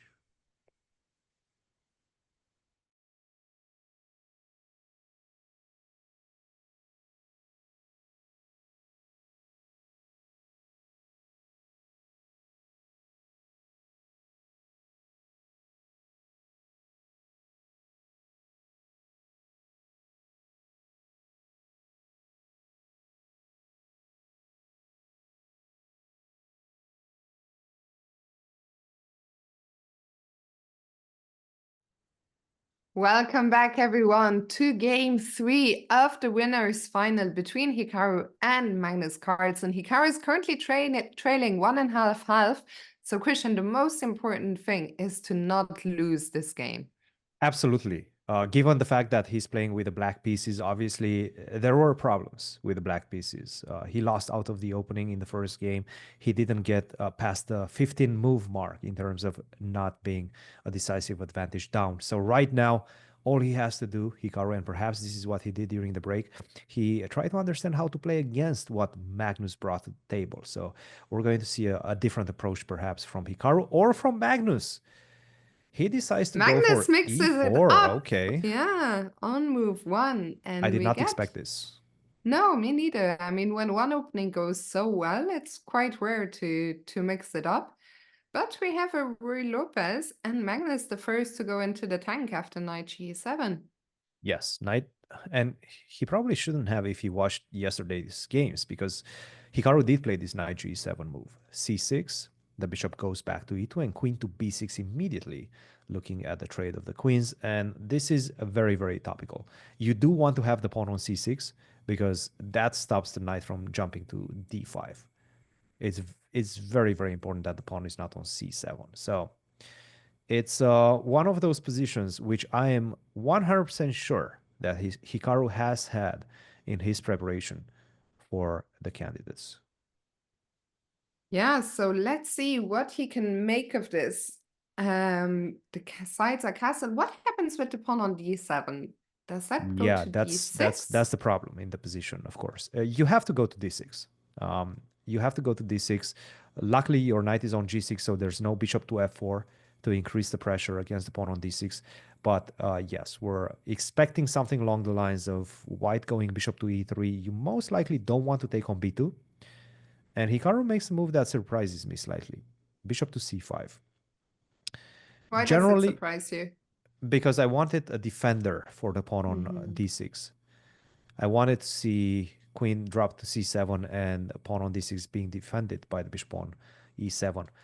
Bishop c5 is that. Look, Hikaru is blitzing out his moves. He's still in his prep. This is all prep. This is all prep. I mean, All the prep. one thing that I'll say is we're up 1.5 minutes, which is a win in my books. And now the question is, can we untangle without running into serious problems? We can't play with the bishop on c8 all game long. So the question is, how is that bishop going to get out? Yeah, yeah. This is, again, you've spotted correctly. This is the problem pawn, the weakness on d7. And unfortunately, that stops me from finishing my development as well. You can start with knight f4, though. Knight f4 and then pick up this bishop on e2. Perhaps that's the way to go. And in case the knight moves, then maybe I can try to go b5 and open the position on the other side. Let's see what he goes for. of like this. I have to say, it's a little bit like I feel we can get some we get b5 and I like knight f4. It's also the computer's top choice, actually by quite a margin. So hopefully that's the move we will see in the position. I was looking, without looking at the engine, knight e5 is another move that I thought could be tempting, but Yeah, and queen it is d6 very is gonna tempting. put a stop to my fun here. This seems to be a very unpleasant position. Mm. You wouldn't expect it, right? Because you just take, and you're thinking, okay, the position seems quite simplified. But in fact, it seems like this one, I wouldn't call it a decisive advantage, but it's not far from that. Yeah, so, oh, and knight e5 is actually the move that Hikaru played. Mm, mm. Yeah, Magnus must be happy to see this move. Yeah. Queen d6, queen takes d6, for the simple fact that this one is going to be play on one goal. But Hikaru, like, I looked at him when queen d6 landed, and I think he missed something. I don't think he saw this coming, but he He doesn't might look just have happy now. forgotten about queen to d6. Um, Even though queen to d4, to be honest, it doesn't really change that much because you're still not getting d6. Perhaps what he wanted was to go b6, but this is just over after f4. You're still not getting out. You're still not getting out. And we have the exchange followed by f6. Yeah, this is a game where we're gonna have to strap in. I mean, it's pretty much a game for two results, unfortunately. Well, it's not gonna be easy to hold it. This is not gonna be a fun game. No, this is definitely not a fun game. Obviously, b6, rook to b8, and try to go for some sort of compensation or counterplay on the queen side, but it's much easier said than done. And white, to be honest, he has all the time in the world. That's the problem. You go rook fd8, you bring the king to the center, you solidify and cement the pawn structure with g3. You have so many things that you can do before you can act. And in the end, we're going to see most likely a trade for the knight, the bishop for the knight. And then this is the big problem, the score on d6. And And just just to as I let was our saying that, yeah. he goes with e5, blasting open the position. I just wanted to reassure our chat, even if Hikaru loses this game, yeah, he will have lost the match to Magnus, but he is still in the tournament. He will get another chance tomorrow in the losers bracket. If he wins all his matches there, he will come back to play Magnus one more time 2 days from now in the final. Yeah, and I do believe perhaps it's only one match that he needs to win tomorrow. Yeah, Maybe I'm I mistaken. wasn't sure if it's one or two. But given that Like, he's in the finals, he's in this bracket's I think finals, I it's would assume he probably gets gonna be something. 2 matches. Two It's only matches. one Okay. match. Okay. Oh, I, I, somebody's saying only one. I'm thinking that Okay. he should get somewhat of an advantage since he got all the way to the You're finals, right. right? No, you're right. Yeah, it will only be one match.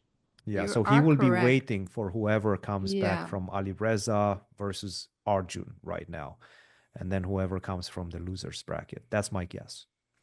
And well, Yu Yang so Yu Yang is still in the running against Duda, but so there's still Nepo, Alireza, and Arjun, and either Yu Yang or Duda. So they're gonna play The first again. match tomorrow, and then whoever wins the first match from that is But there going will to be still be meeting. 2 players, right? There's still 4 players left at the moment. Let's So does Hikaru just wait for 2 matches? Maybe he just waits for 2 matches, probably. I'm getting I'm Right? getting confused. I'm I getting know. confused, Fiona. But I think, look, what happened in the last few moves was a pawn sacrifice, but it was really the pawn that you most likely would have lost anyway at some point. So he played this move d5, best move in the position. Block everything with the bishop on d7. Now at least the pawn structure is somewhat safe. And rook a to e8. g5. Okay. Wow. Okay. What Okay, is he's this trying to open g5 the game? white king, of course. Okay, what happens? I guess white cannot take on g5, right? I don't think it's advisable. take, and now you have some difficulties on the f-file. So at least he's asking some questions. I mean, if Magnus finds the best response, it's going to be look like desperation, but I think it's important in those spots. You have to try something. I mean, whether, you just, I think it makes more sense to try something a bit desperate than to just suffer in a position where you're going to get ground down anyway. Absolutely, absolutely. And it sort of forces Magnus to find these tactical resources. Yeah. So it's not going to be easy. And he didn't. He played rook to b3. Okay, now Hikaru might be getting some chances after taking on f4. Yeah, this is not so clear. And we actually have the edge on the clock, which I hadn't even realized. I mean, But look, he sees it. Look at him. Look at him. He smells something. He smells something is wrong. At least you're getting some chances. Look, this is a complicated position. You go bishop d3, I go bishop f5. You need to find best moves right now. And if you don't, then I might be able to get back into the game. yeah, this is not so clear any longer.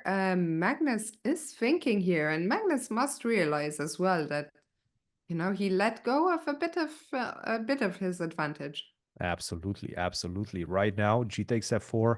Great move spotted by Hikaru. Understands the fact that finally he's maybe not fully back in the game, but given the time situation right now, and this is something that I need to stress in this one, Magnus falling below on the clock, 1 minute plus, down to his last 4 minutes 45 seconds, with a knight landing on e3, things are getting serious right now. And Magnus showed some signs of frustration. Yep.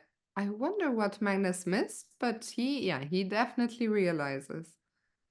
Yep. No, he missed that. You take on f4, and you're also creating this outpost for the knight. Okay, so Hikaru still needs to find a bunch of good moves here. Bishop f5, apparently more or less the only to not be losing. Yeah. But okay. So bishop f5. Oh, it wasn't played. But okay, also Magnus now needs to find king f3, which isn't super intuitive, right? To come out into the middle of the battlefield and take on f4 here. Wow. Come out of the That's an shell, active yeah? king, if I've ever seen one. Yeah. Yeah, this is somewhat tricky still. Somewhat tricky still. If he doesn't find king f3. Hey, this is it. We need to hope for any move, anything. But because, I mean, also king f3, if we take on h2, I guess you just take on f4 and the knight doesn't Yeah. get back or what? Yeah, but it's Yeah, still a maybe the king is sacrifice, just right? safe. It's Yeah. a sacrifice. It's an exchange sacrifice, but it looks very good for white. Magnus down to his last 3 minutes 30 seconds. Okay, he doesn't seem very confident about this. Okay. Oh, he found it. Wow. Yeah, he found the sacrifice. So king f3, knight takes d7, and But now the why is d this pawn. so? It's all because of the d pawn, yeah? The d pawn is very strong, but it's still not over. So what, rook d8, I Rook d8, I guess? guess rook b7. Rook b7 is, and whenever you leave with a knight, I will go knight f6, and Knight this comes f6. with Yeah. a checkmating threat. A bit unpleasant. I mean, a non-stoppable checkmating threat, That is the basically. problem. Yeah. This is basically what we're showing right now. If you take, I go king f2. You move the rook somewhere. Actually, you don't go king f2. You take on f4. I keep forgetting that you can just simply take that. Yeah, and the Yeah, knight I f6 mean, is a knight problem. c5 was an incredible find by Magnus. Double X slam. Yeah. Double X slam. Yeah. Yeah. Very hard to find a move. I mean, okay, the rook is under attack. You have to move it. Maybe rook f7, yeah, to defend along the 7th rank. You have to, but once you move the rook from the 8th rank, d7, d8 is coming so fast. I just simply go back. Let's see what he did. Rook d8, yeah.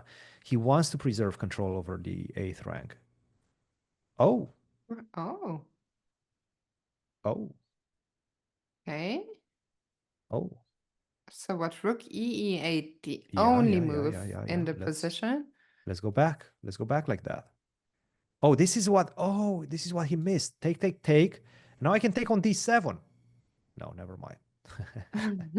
Never mind. I do get the piece, but it doesn't really matter. King f5, king e6 I mean, comes. that's really stunning variation, actually, that even with an extra piece, the pawn is just too strong here. So, wait, what is the issue? Ah, just simply knight d3 now. That's not easy. He finds the first move. Okay, and we're back in this game, basically. I do believe that we Not, are. Yes. yeah. I do believe that we are. King takes f4. Okay, knight f7 picks up the d6 pawn. Knight f7, only move, and it's played. I mean, Hikaru is fighting so incredibly well in this match. Yeah, rook f8, g4, more or less forced, I would assume. Even though I guess you can go knight d4 as well to defend the Yeah, I bishop think I would e5. prefer g4. I would feel a little bit more safe, but it looks like Hikaru can hold this game and force a final game where he will have one shot at beating Magnus Carlsen. First, this one isn't over, far from it. Let's see what happens here. Far from over. King g8, I mean, b3. honestly, I could even see Hikaru win this. Oh, that's a big pawn. Why? Why would you give up that pawn? I think you just missed it, no? Oh, no. That one. Oh, knight f3 is the problem. That's one way Oh, to what? defend. Yeah, that's one way to defend. But also king e5 is quite unpleasant. But king e5 looks... He finds it. Wow. Yeah, the thing is, okay, so you will take, I take, you take, and I think I'm just even giving it to you. Like I can go king c5, you take my pawn, and then I keep going for that pawn on a5. I think those 3 pawns, if I manage to hold all of them, it's going to be very difficult to stop them. Yeah, Hikaru's thinking now. Both players around the 2-minute 30 mark, but this was... I mean, king f7 was such a pity just when we were back in the game. I think he just forgot probably about that pawn. Or he Yeah, was relying on rook h8 and didn't realize. yeah, this king But, f7. yeah. Bit unnecessary, but again, it's not an easy position to defend. It's not an easy position to defend. All right, let's see. King to e5. The problem also that I'm seeing is the fact that now they're down to their last 2 minutes, and Magnus is just an inch closer, an inch ahead, 20 seconds ahead on the clock. I think it was a shock to the system of Hikaru that suddenly, h7 falls and rook h8 doesn't work. Mm-hmm. And now, yeah, those pawns, G and H pawns, just look very, very dangerous. It's too many pawns, right? Mm. It's just simply too many pawns. That's like what? 4 juicers. It's a lot of juicers. Yeah, there's a lot of juicers. Yeah, it's gonna take a miracle here to hold on. Yeah. But Into he will c3. fight, of course. Where will the king hide? Nowhere. Okay, he uses the knight to shield. I'm just worried that it's going to be 5 juicers. Mm. And nobody comes back from 5 juicers. Like sometimes you can come back from 4 juicers down. 5 juicers is just too much. Yeah, this one is looking very, very tough now with Hikaru looking to the side, kind of almost wondering, where did it... I mean, it's so sad, right? Because he had fought back so well from a losing position, but now it's probably gone again. Knight b7, probably king b5. Rook g8, trying the last trick. If you take on a5, whoa! But even... Wait, what? That's a piece. I'm not saying it's... I mean, it is a piece, The but funny what? part is that... Magnus looks shocked. It's a I mean, piece. It's a piece. I mean, it's so unbelievable that you can just lose a full piece as white and still be winning. Still be completely winning, but, the shocking But now aspect of there's losing a hope, full yeah. piece. Yeah. Who knows? Who We're knows? down to a bullet game now. 1 minute Who knows? Maybe for you come Hikaru. back into this one. Oh my goodness, what a turn of events. Maybe he'll I come mean, back. what a crazy position as well. Like literally 5 pawns against the rook. 5 juicers against the rook. Who will prevail? Who will prevail? Bishop f1. Okay. He's going to b5, try to snatch the knight away. It's still losing. It's crazy. It's so crazy that the advantage was so Yeah, high that even after plundering a full piece, you're still losing. that knight, right? The knight does not get bishop to e5 and Yeah. Yeah, bishop b5 and the knight is busted, so you have to give it away. then And he he actually resigns. resigned. Yeah. Yeah. Tough match, obviously. Very tough match. But look, made it. Defeated Alireza, made it to the finals. Sure, against Magnus, a bit tricky, a bit difficult. But I have to say, great fighting spirit from Hikaru in this one and throughout today's rounds. I think we're actually gonna hear from Hikaru We will indeed. immediately as he is already here. Hikaru, welcome. Yeah, we're here. We're here. Sorry. Yeah. What's up? Yeah, Welcome, Hikaru. Go ahead, Fiona. yeah, tough end to this match. Do you want to start with this one or the first one against Alireza? I mean, there's really not much to be said. I mean, I simply the match against Alireza was a very tough match. Could have gone either way, and kind of unfortunately after that, I just blundered terribly in a couple of these games. Not much more needs to be said. I guess don't want to go too into depth because this is a professional tournament at the end of the day, and there are still games to be played. But basically, in the first game against Magnus, I played a line that I kind of during the game I was just moving too fast and I forgot that it's just bad. I've actually played this line against Bortnik many times, and Bortnik's not Magnus. So in 3-0 Blitz, I've made it work. Anybody can look at the database, of course. I mean, I'm not going to say what I did wrong in the first game because there are games left to be played, but I kind of knew right away, and when I played this position against Bortnik in like Title Tuesday or in Arena Kings or Bullet Brawl, I always win. But Magnus is a better player, and yeah, I mean, first game was horrid, just horrible game, and the third game was also kind of the same where, well, actually, second game I mean was very. The second game was actually I had chances to win maybe. But I think I was worrying about the clock a little bit too early in the game. Like basically somewhere around this position. Yeah, right here. I mean, like basically I played Bishop C2, which normally I would never play. I would just go like trade the queens and play. At any moment here, like Queen C2, for example, I would have traded the queens, but I didn't think there was enough time. Like if Magnus had a minute or less here, I probably would have traded the queens and kept going. But then, I mean, the big pity is that after knight c5, I mean, I just missed queen e2. I saw queen c4, b5, and I completely missed queen e2. I just didn't see it. I mean, to be fair, Magnus also missed some stuff. He probably could have won this game as well, but I mean, quality of play was pretty bad. I would say that. The second game was pretty bad from both of us. I mean, even the third game was, I mean, again, the move was obviously knight f4 in the opening, and then I played knight e5 for no reason. Like, if you just keep going, yeah, like right here. I mean, I knew the move was knight f4, but then for some reason in my head, I thought queen d6, and I just forgot that I have knight takes e2. I just forgot that I can take and take c2. So, like, I knew knight f4 was correct, and then in my mind, I was saying, well, why not knight e5? And actually, when I played knight e5, I mean, it sounds really stupid, but I just blundered bishop c4. I thought I could go f6, knight f7, and I just blundered bishop c4 altogether. And I mean, I should have just lost this game very cleanly. I don't know if I had a chance for a moment because obviously Magnus misplayed it too. Probably instead of rook d8, there was something better. I don't know if I could have saved it or it's still just bad. There were some chances. There were Yeah, some right around chances. here. Right. Oh, it's bishop f5. I It's think not knight bishop g4. f5. Yeah. Oh, really? Yeah. But even after knight g4, he allowed you to get back into this one. Like I think here, if you go No, but I mean it's never good, is it? Oh, I've got knight e3, bishop knight a3 was better. Yes. bishop e6. Knight c4, and I guess you get the same sort of What's position. the king takes f4? Yeah, knight takes. But I mean, I could have gotten this in the game, right? Or not? Or am I just crazy? Yes.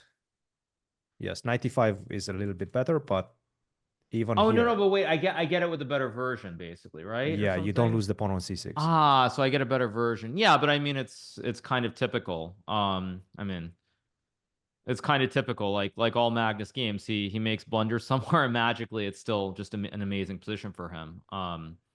But yeah, that's what it is. I mean, it's disappointing because I did not play anywhere near my best. I made a couple of terrible blunders in the opening.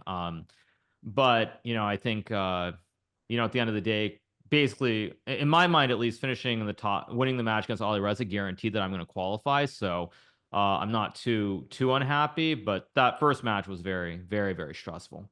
I need to ask I you mean, about the first yeah.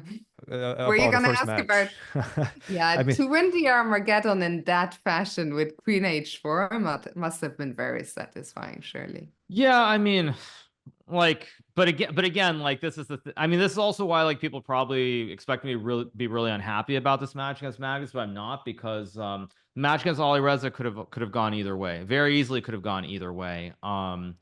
So yeah, I mean, I think what I would say about the Alireza game, the Armageddon game, is basically I just started moving really, really fast at some moment and trying to put pressure on the clock. So I just started moving really fast, and I suspected I was completely busted, but I think this game, this will be something that like literally nobody in chat, unless your name is Wesley So or somebody, will understand. But sort of, I think that there's a bit of a philosophical difference between the generations, whether it's like Alireza or myself, because he kept playing the same line. And the argument I would say is that Black is fine, if not even better, in this Italian line. But it's much harder for Black to play. And then in this final game, it was probably harder to play, but at some point, Alireza was attacking, so his moves became much harder than my moves. So I was able to just move in like a couple of seconds, and then when I move in a couple of seconds, everything kind of like it's on him to prove it, and if he can't prove it, then he's in a lot of trouble. So that was actually really exciting. So yeah, what's that's the what it story is. behind the identical bid? Like, yeah, I don't know what that was. I mean, Alireza bidding 619 was just kind of bizarre. I mean, I thought I'd just make a random number and I do it, and then somehow he makes the same number, which was really comical. Did you guys ask ChatGPT was the perfect bid? No, of course not. Of course both not. came with 619. Yeah. No, of course not.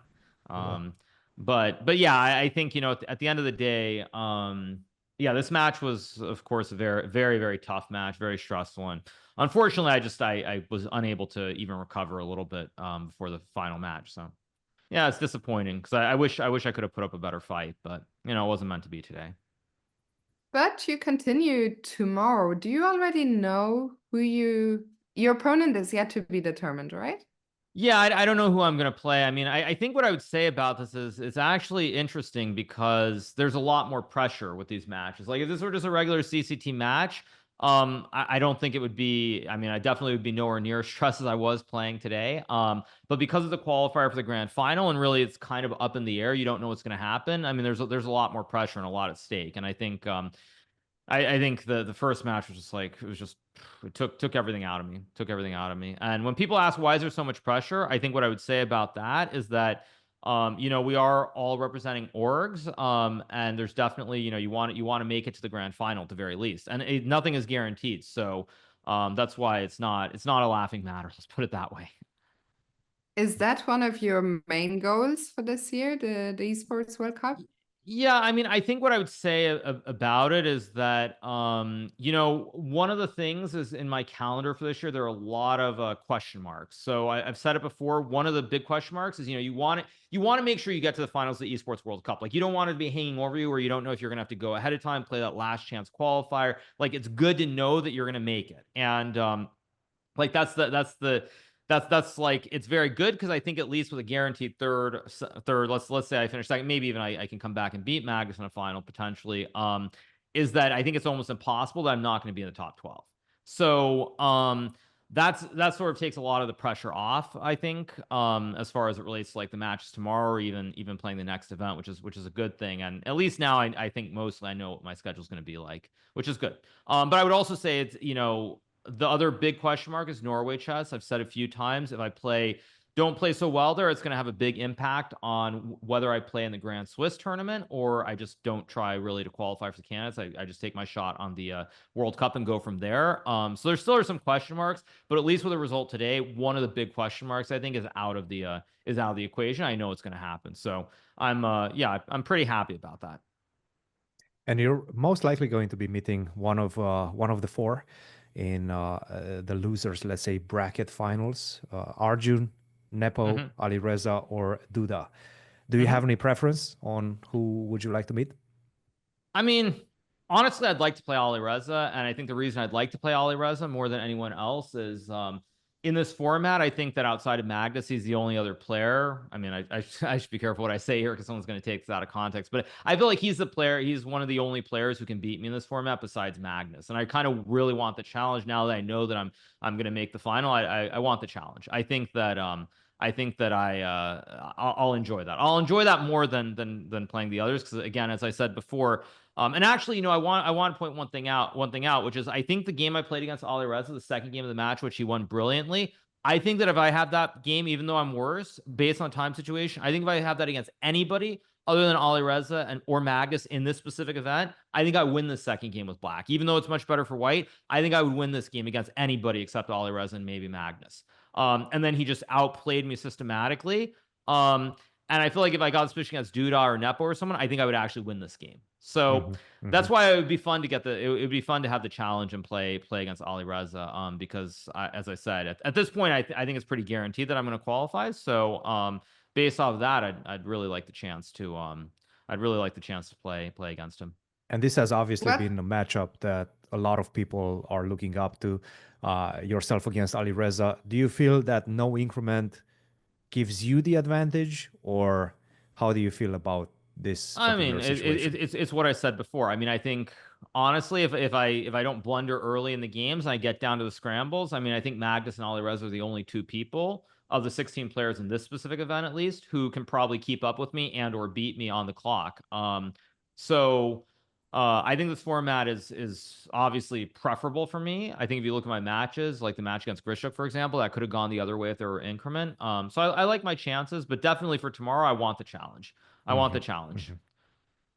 And I mean, I hope that I can win because I definitely can do better than I did today against Magnus. I mean, I've obviously lost many times to him, but this was really poor. Really poor. What's your plan for tomorrow while the four of them battle it out? Will you be watching them? Will you be playing some warm-up games? What's your So I don't really have a routine set. I think probably what I'll do is try to study a little bit of chess. I think another thing that a lot of people probably don't realize is that, I mean, I haven't basically studied chess, like regular theory in a very, very long time prior to this event. So like when I started studying before, was it yesterday or the day before? I forget when it was. Like it's the first time that I literally studied chess in many months. I'm not even sure. Maybe I looked at a little bit before the World Rapid and Blitz, but it's the first time that I actually was looking at like real chess in a very, very long time. So I'll probably try to look a little bit more, try to catch up on some of the theory and try to not lose my mind in the opening at least. But yeah, it's what it is. Well, Hikaru, you just mentioned these matches are extremely taxing in terms of energy. We'll let you go do your recap. I mean, I think, like I said, I mean, I think normally this would not be taxing. It would not be taxing, but you want to actually make sure that you qualify for the finals. And for the people who say do prep, I mean, I'm still a full-time streamer. That is my main job. I mean, that being said, I'll add one last caveat, which is that I'm not sure what the future holds. I will say that I am coming to the end of my current contract with Kick. I'm not sure if it's going to be renewed or not. But that could play a big role in terms of what the future looks like as far as tournaments go and everything else. So obviously I'll do a little bit of preparation, and definitely before the event in August, I'll be ready for that for sure. Any final words towards your new fans from Team Falcon? Yeah, I mean, I hope they've enjoyed the show. I think it's been really exciting, regardless of the result. I think that when you look at chess, if you want it to be exciting, you need games like the games I had against Alireza or the time scramble against Magnus in the second game. So I think that it's got to be fun to watch. I hope they're enjoying it at the very least. I mean, I think chess is definitely difficult. to follow if you're not even really a casual player perhaps, or you're a beginner. But at any rate, I hope they've enjoyed it, and you know, I think the future looks very bright, and I'm just looking forward to making the finals, you know, and trying to take down Magnus. Hikaru, that's all from us. Thank you so much for coming on. I guess your recap will be up shortly, so people should go. I'll do what I check can. it out. Yeah, I'll do what I can, but it's disappointing because I mean, I think I'm probably going to focus much more on the Alireza match because, yeah, this match against Magnus was really bad, really bad. But yeah, so be it. Oh, hopefully you get another shot a couple of days from now. Thank you for your time. And yeah, I think I'll let you sign off the show. Okay. All right. Well, hope you guys enjoy the show. I'm going to go do a recap. I'll see you guys tomorrow. I'm thinking that I'll probably join you guys on the broadcast for some portion, and then I mean, I assume they play a bunch of matches, and then I'm after that. So I'll probably join, see everybody tomorrow, and go from there. So hope you guys enjoy it, and I'll see you very soon. Have a good one. And in fact, thank you, Hikaru, for this message. But we will be going through the brackets. We'll let you go to your recap. We'll be going through the brackets before we sign off. So let's take a look at the brackets. Yeah. See you guys. See you, Hikaru. Bye. Yeah, sorry, that was my bad. Let's bring up the bracket. There we see it. So tomorrow, the two matches will be Arjun Erigaisi against Jan Nepomniachtchi and Alireza Firouzja against Archishov Duda. Then the winners of that will battle it out. So they will have a lot of games played before they get to face Hikaru. That will be at the end of the day. It will be a best of two. Christian, are you excited for tomorrow? Oh, absolutely. And let's not forget, it's best out of two. There's a lot of pressure. And as Hikaru just mentioned, nothing is guaranteed in this one. And everybody wants to make it to those grand finals later on in the year, the World Cup for esports, for which chess for the first time is going to be a part of. So that one is very exciting, especially for the players with organizations already signing them on. So yeah, a lot of pressure, a lot at stake. And I'm very excited to call the action alongside yourself, Fiona. Until tomorrow, I think it's time. I think it's time to sign off. And we'll be back tomorrow. See you tomorrow, guys. Have a good one.